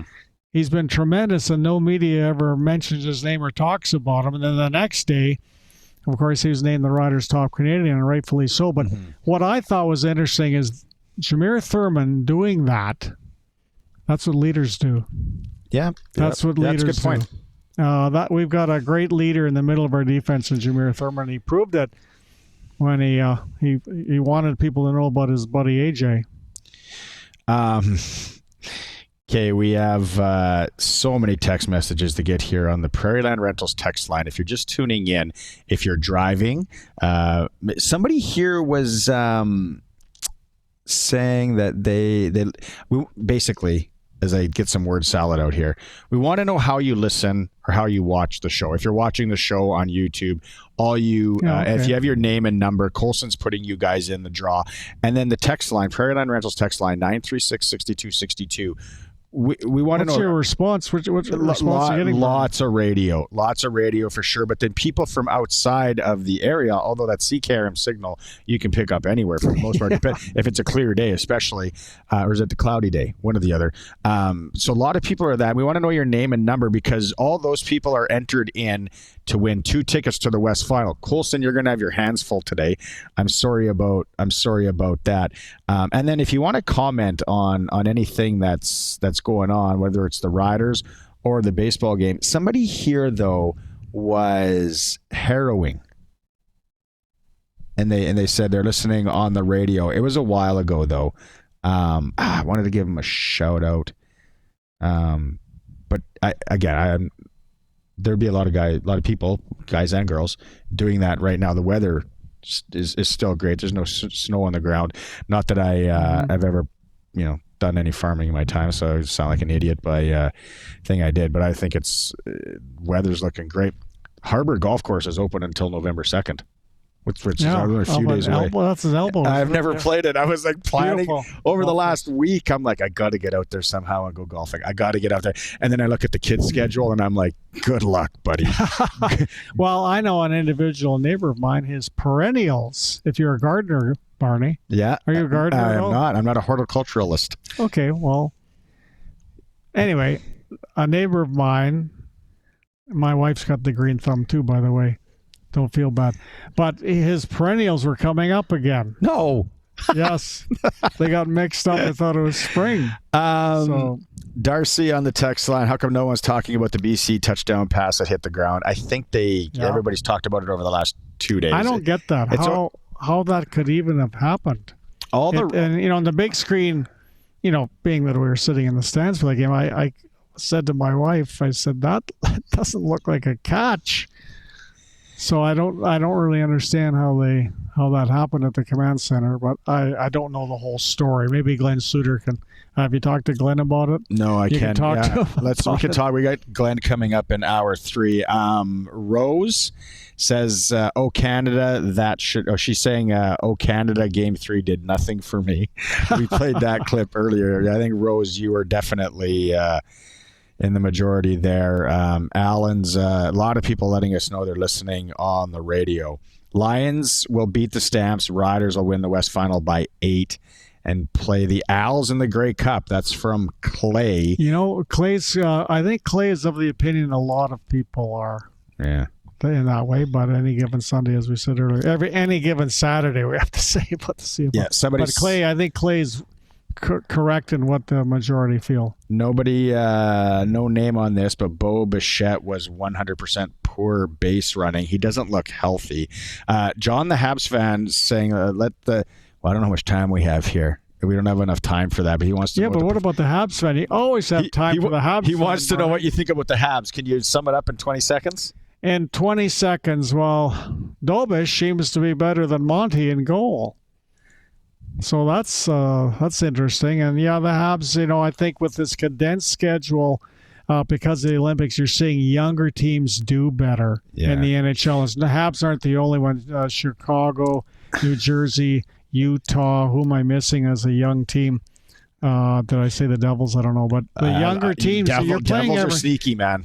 They're playing every second day, Barney. Yeah. At the speed of the NHL. It's nuts. I heard a really educated and well-respected NHL analyst / former manager, whatever, the other day talk about how the Habs are going to be so good in like 2-3 years. So that was very encouraging. We'll see. They're good now. They're good now. On the power play. He's been on the power play one game. Goal and 2 assists there. So he's looking pretty good on the power play for Montreal. Ivan was the one that was harrowing in the tractor. There we go. Thanks to everybody who's texting in so far. A lot to get through there to give away. Let us know, 936-6262. Hour 3 will start with Glen Suitor. We're going to go back and hear from Arash Madani on baseball as well. You're out of here now? My wife said I have to rake leaves because it might rain tomorrow. Well, as soon as I get home right now. There you go. She's got you busy, and hopefully your perennials are. But I'm going to listen to the show, Glenn. Oh, okay. You and Glenn. Raking. The professor's out. Hopefully he's back next week. It's the Sports Cage. We are live at the SportsCage Lounge in Mosaic Stadium as they sell West Final tickets. Get in on them. All right. Just me and my thoughts right now in a empty SportsCage Lounge here at Mosaic Stadium. Why are we broadcasting and doing the show from here? Well, because it's a big day. The Rider ticket office has been humming. It's been busy over there. If you heard Tommy Nield and Jayden Dalke come on earlier, we're selling West Final tickets. Now, I got to pull this up here quickly as I navigate. When live on location, a couple things change, right? So bear with me, Kay. When it comes to going to the West Final, it's actually hard to believe for me. You can get tickets. You can go 3 friends. The 4th one's free. Because it's a 5 o'clock kickoff, it's not very late for the kids. 5:30 kickoff. It's not very late. Kids probably, ages 3 to 15 and 2 adults. 2 kids, 2 adults, $99. Like $25 a ticket for a family to go to the West Final. The Co-op Community Zone, tickets are moving quickly there. FYI, $20 all in. You got to go to your local co-op. Pill Country is sold out, but you can get tickets for $33. So that's why we are here live on location today at Mosaic Stadium. It's been a great show. If you missed any of it, you can go back and listen in podcast form. You can watch it on YouTube later. We had Andrew Albers talking baseball, Arash Madani, which we're going to replay for you here. Some insight on the baseball front in about 25 minutes time. We'll do that. And then we had, like I said, Jayden Dalke and Tommy Nield come on. And we're going to get to Glen Suitor in a bit. Thanks to all the text messages, too. 936-6262, because we're trying to find out, how are you listening out there? Is it radio? Is it through the stream? Some of you obviously are on watching the YouTube channel. And then you're all in to win 2 tickets to the West Final. And we're going to have tickets to give away tomorrow. And then, Colson, I almost forgot. Stay tuned, because in 20 minutes' time, we are playing Pump Jacks Cathedral Trivia for $250 to Pump Jacks Cathedral. Try the dry ribs. I'm a dry rib connoisseur. We've been through that on the program. I had some Thursday. They are Kerwin's Crispy Ribs is what they're called. $250. We're going to play trivia after Glen Suitor. You're going to have to call in, though. 936-6262, the number to call, or toll free 1-866-767-0620. You could probably start calling now. Colson might get a little bit annoyed, but there's a number of lines, and then you're into play. If you haven't won in the last 30 days. That's the stipulation. $250 today.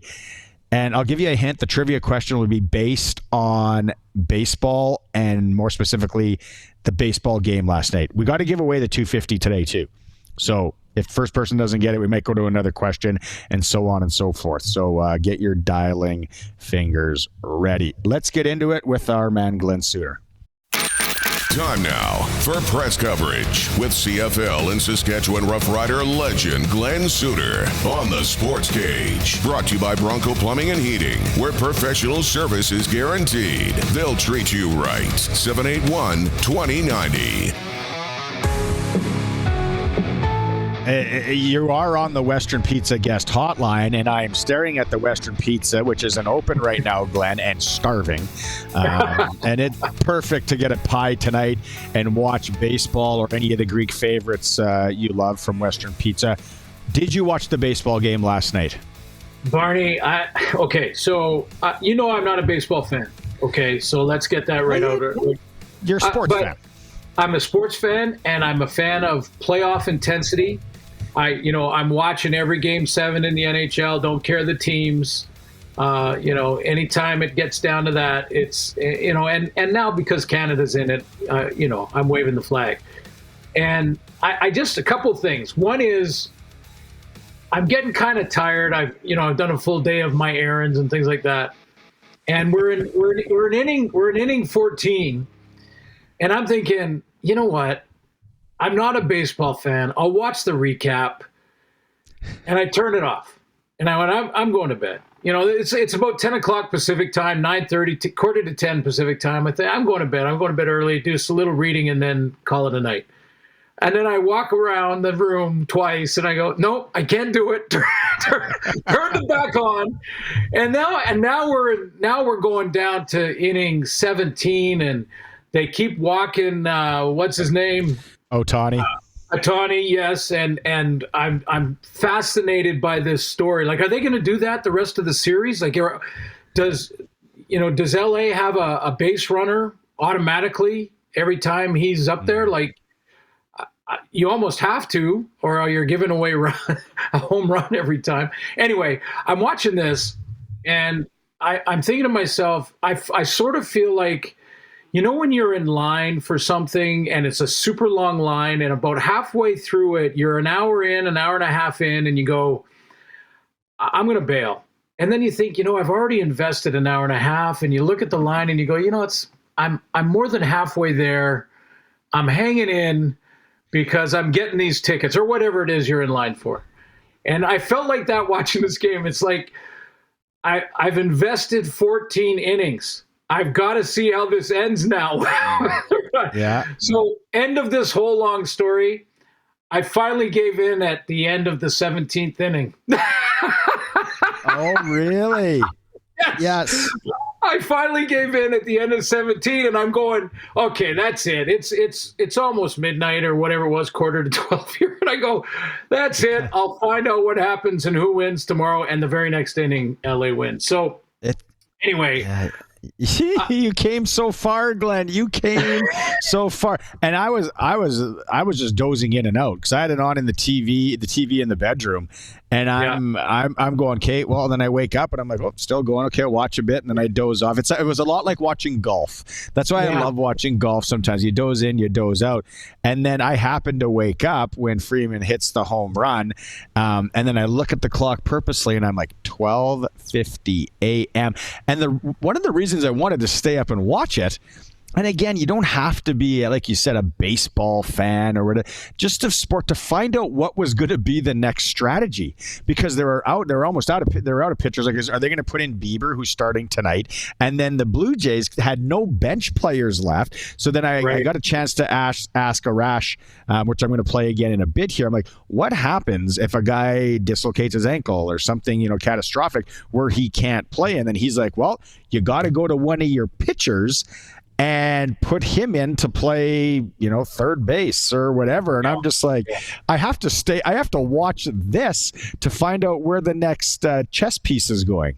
Yeah, it really was that kind of game, wasn't it? Like, every time I was ready, and I watched all the extra innings from my bed too, basically. and I kept trying to say, stop, just turn it off, go to bed. Anyway,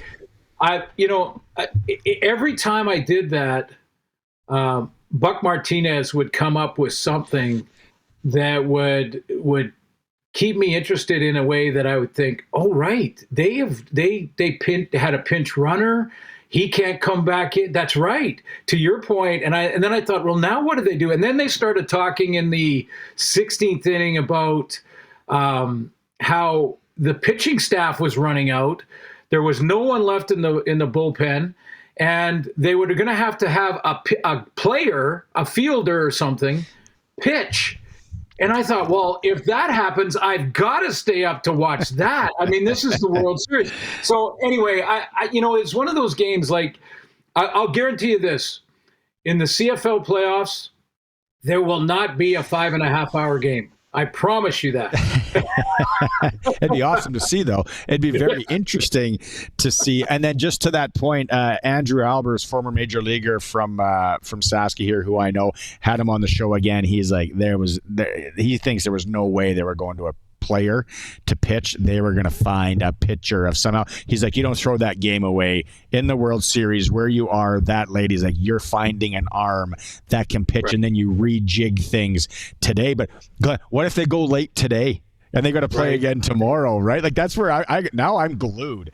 I gotta watch this. Maybe I'm gonna have coffee ready, maybe a few Red Bull or something like that. But yeah, it's just, as a sports fan, I think it was just fascinating to watch. As a sports fan, another awesome thing to watch as we segue is the Grey Cup, and it's coming back to Saskatchewan in 2027, and you love that on a personal level because look at those jerseys. I called, or I took that picture and a screenshot, and I text all my hockey buddies, and I said, now here's a hockey line with one spare. Like, you got 5.27s. Yeah. And they all knew exactly what I was talking about. We wouldn't score many goals, but man, would we hustle.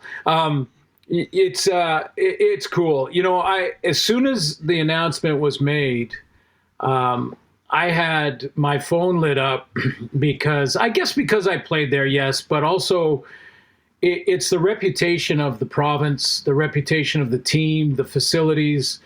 I think that's all part of this, but my phone lit up with people saying, how do I get tickets? Are there, when they made the announcement, does that mean tickets are available now? And I'm talking about people that live in Vancouver and Calgary and different spots across the country. It didn't happen when Winnipeg was announced. It didn't happen when Calgary was announced. Those are Calgary's a cool city to travel to, and it's something about Saskatchewan hospitality. It's something about the party, the facilities. I think the stadium is a big part of this draw too. But honestly, I'm texting a ton of people saying, no, tickets are not on sale yet. Come on, it's 2 years. It's 2 years away. Yeah. So it's great. I think it's this is the thing. Whenever I go into the job that I have when it comes to the Grey Cup is to prepare for a TV show, and there's always different concerns, different stadiums and things like that. Not in Saskatchewan. In Saskatchewan, I know the volunteers will be there. I know the facilities will be ready. It's great. It's great for the province, great for the country, and great that we know this early out. That they're naming them. They could do a solid and announce the halftime show really early as well when it comes to 2027. That's what people will want. Okay, let's talk about football. Let's talk about the game here. Trevor Harris, I didn't want him. You know me. I didn't want him in the game. I didn't want any of the starters playing, but looked good. Looked good against BC. Glenn, I think if he stays in, could be a little bit of a walk for the Riders. Well, he did look good, and those that were making the argument that he should play, this makes their argument. It's yes, he had the timing down. Guys like Schaefer Baker got involved in a big way. He needed to continue to work with his chemistry with Schaefer Baker since he's returned. I think they're going to have, depending on who's available health-wise, some tough decisions to make in the receiving corps for the West Final. But if everyone's available, there's going to be some tough decisions there. And this makes that argument. I'm still with you, Barney. I wouldn't have played him, but because here's the run, Glenn. If you're watching the stream, this is where I get scared on the run. Right? I mean, I was in the booth, and I would do it with either quarterback, whether it was Nathan or Trevor. Yeah. I would have been like, no, slide, please. from a TV show perspective, we need Trevor Harris playing. We need Nathan Rourke playing and Vernon Adams playing healthy. And my first comment when that play happened was, nice run as he bailed out to the right of that formation, but even better decision to get his butt down down early. So yeah, some tough decisions to make if everyone's healthy and available in the receiving core. I still say this, though, with regards to play and rust versus rest and all that. If Trevor starts in the first two series in the West Final a little slow because there was a week off, then did it matter what he did against BC in the first quarter or first half of that game?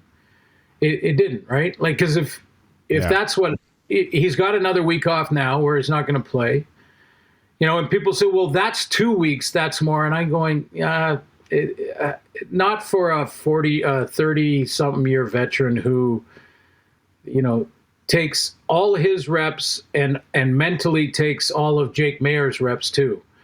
And, is going to be prepared for a West Final, guaranteed.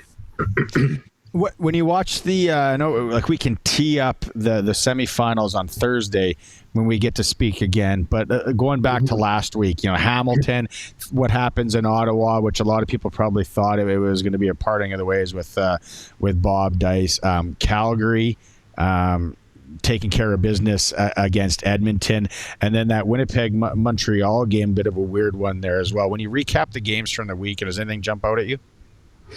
Well, Winnipeg, again, being sort of a wild card in these playoffs, I think that's interesting to me. And it showed a little bit there, kind of like in the Saskatchewan game, when the Riders are playing backups in a lot of positions and still giving the Lions everything they can handle.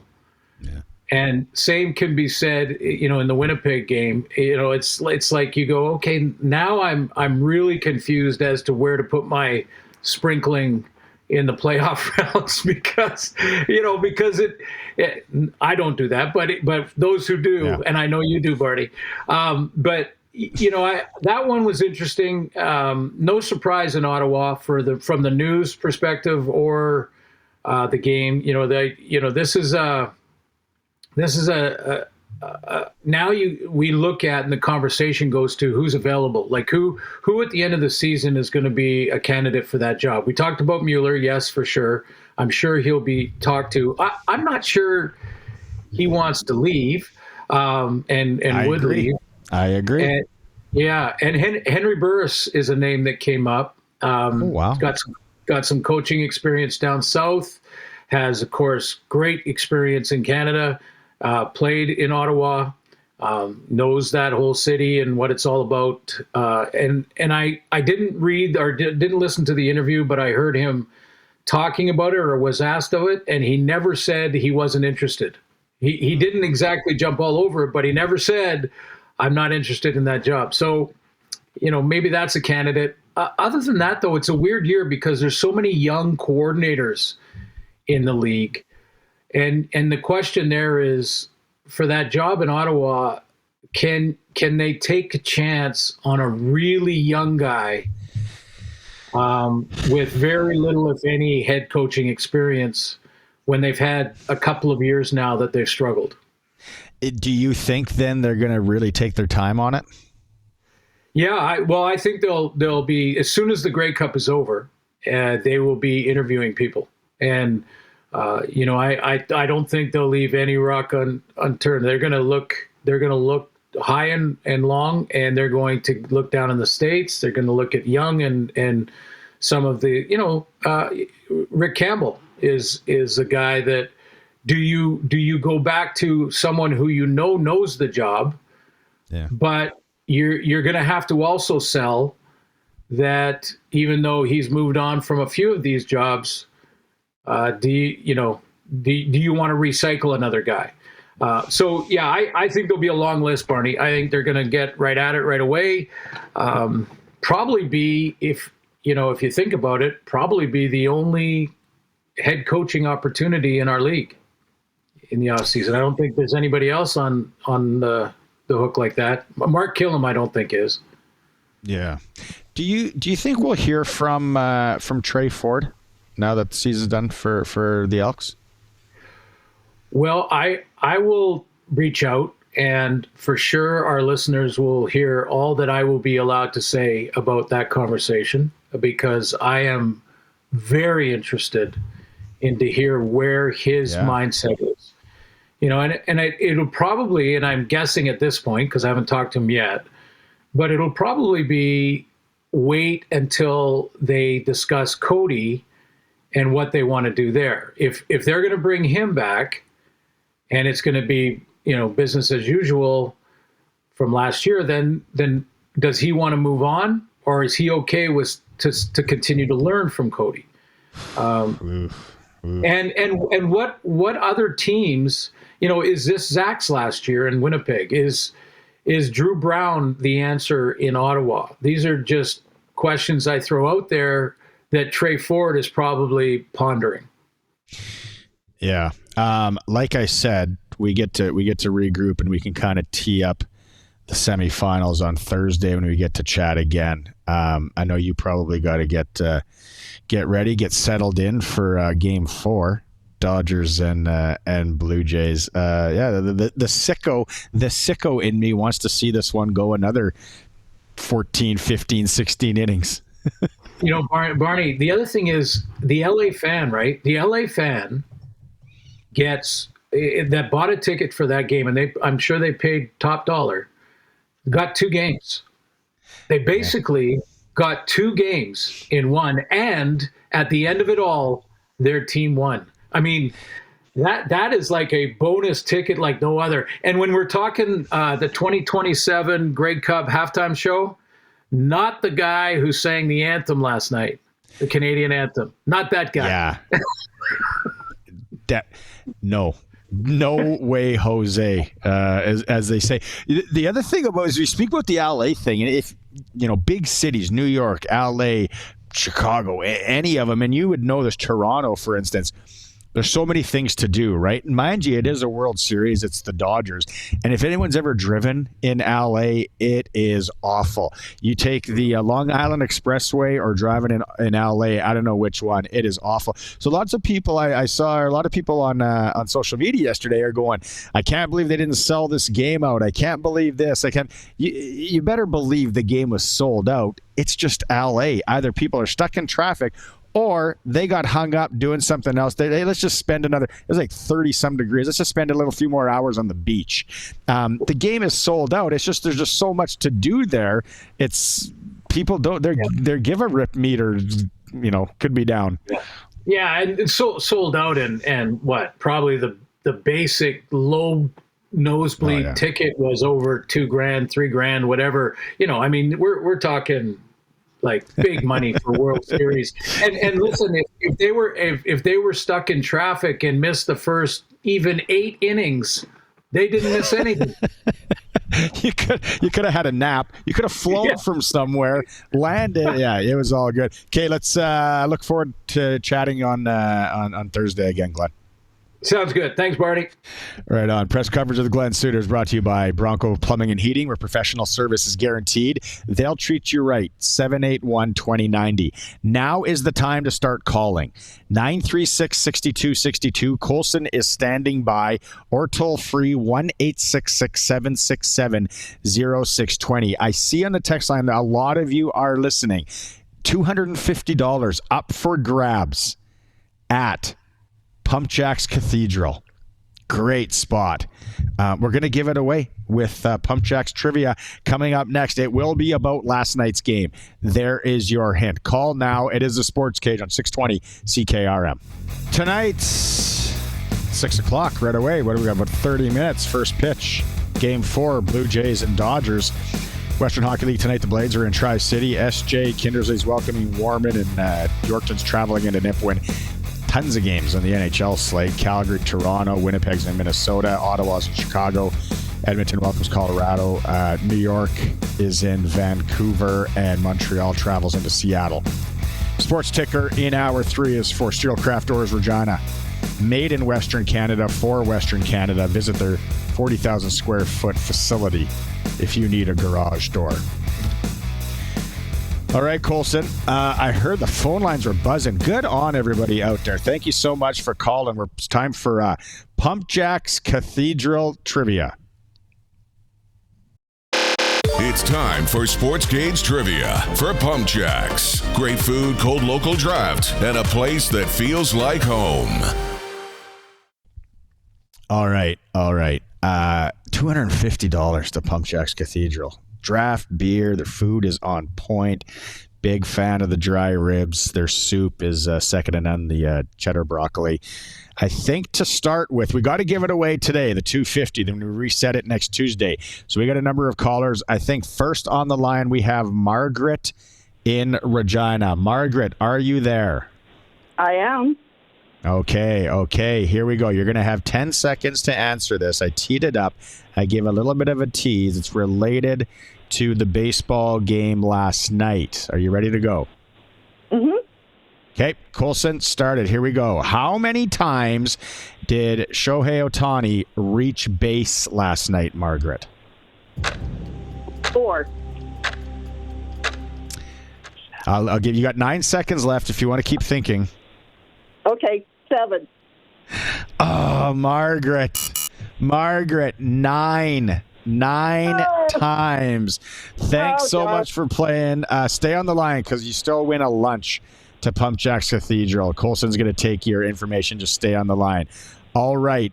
Next, I think we're going Brenda in Saskatoon. It's a different question. For Brenda. I can't ask the same question. Brenda, are you there? Yes, I am. Okay. It's the baseball game last night, Brenda. How many total base hits was there? Was it 32, 42, or 31? 32.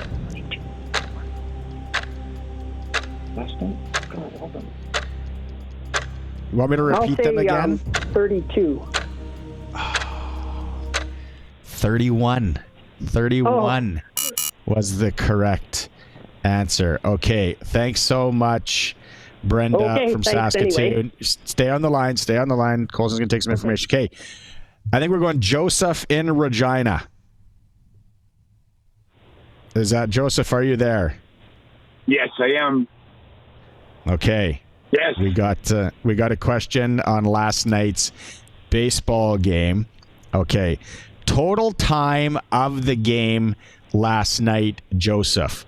Was it 10 hours? Go ahead. 6 hours and 39 minutes. Joseph, good job. Way to be prepared. Yeah, I didn't even get a chance to read the question. You're on the ball, Joseph. Have you been to Pump Jacks Cathedral yet? No, I haven't. Okay, you're gonna enjoy it. I'm telling you, if you're a dry ribs guy, get the I am. Kerwin crispy dry ribs. You won't be disappointed. Stay on the line. Colson's going to take your information here. Thanks to everyone who played. We reset it and we start again next Tuesday. Pump Jacks Cathedral Trivia. Visit Pump Jacks Cathedral before or after a Rider game. They got live entertainment on the weekends. Kids are good in there until 8. Draft beer, food's fantastic. Obviously, I talked about the soup and dry ribs. 13th and Albert in Regina. Oh, Colson, do we break now, or do you? Okay, we are going to we're going to hang on here. Thanks to everyone who's been texting in all day, letting us know. Colson's got a tough time in giving away these West Final tickets. People who were texting in, how are you listening to the show? That's what we wanted to know. The assignment was somewhat easy, and you guys came through with flying colors. We got tickets to give away tomorrow. I know that as well. Thanks to everyone who texted in, and then all of you on the YouTube chat are in as well. Colson will spin the wheel of winning, and we'll get to that. It's been an interesting day. We still got Arash Madani. If you missed it in hour one, we're going to recap and look ahead. George Springer is out of the lineup. That is the thing that just came down, which we kind of knew that was going to be the thing.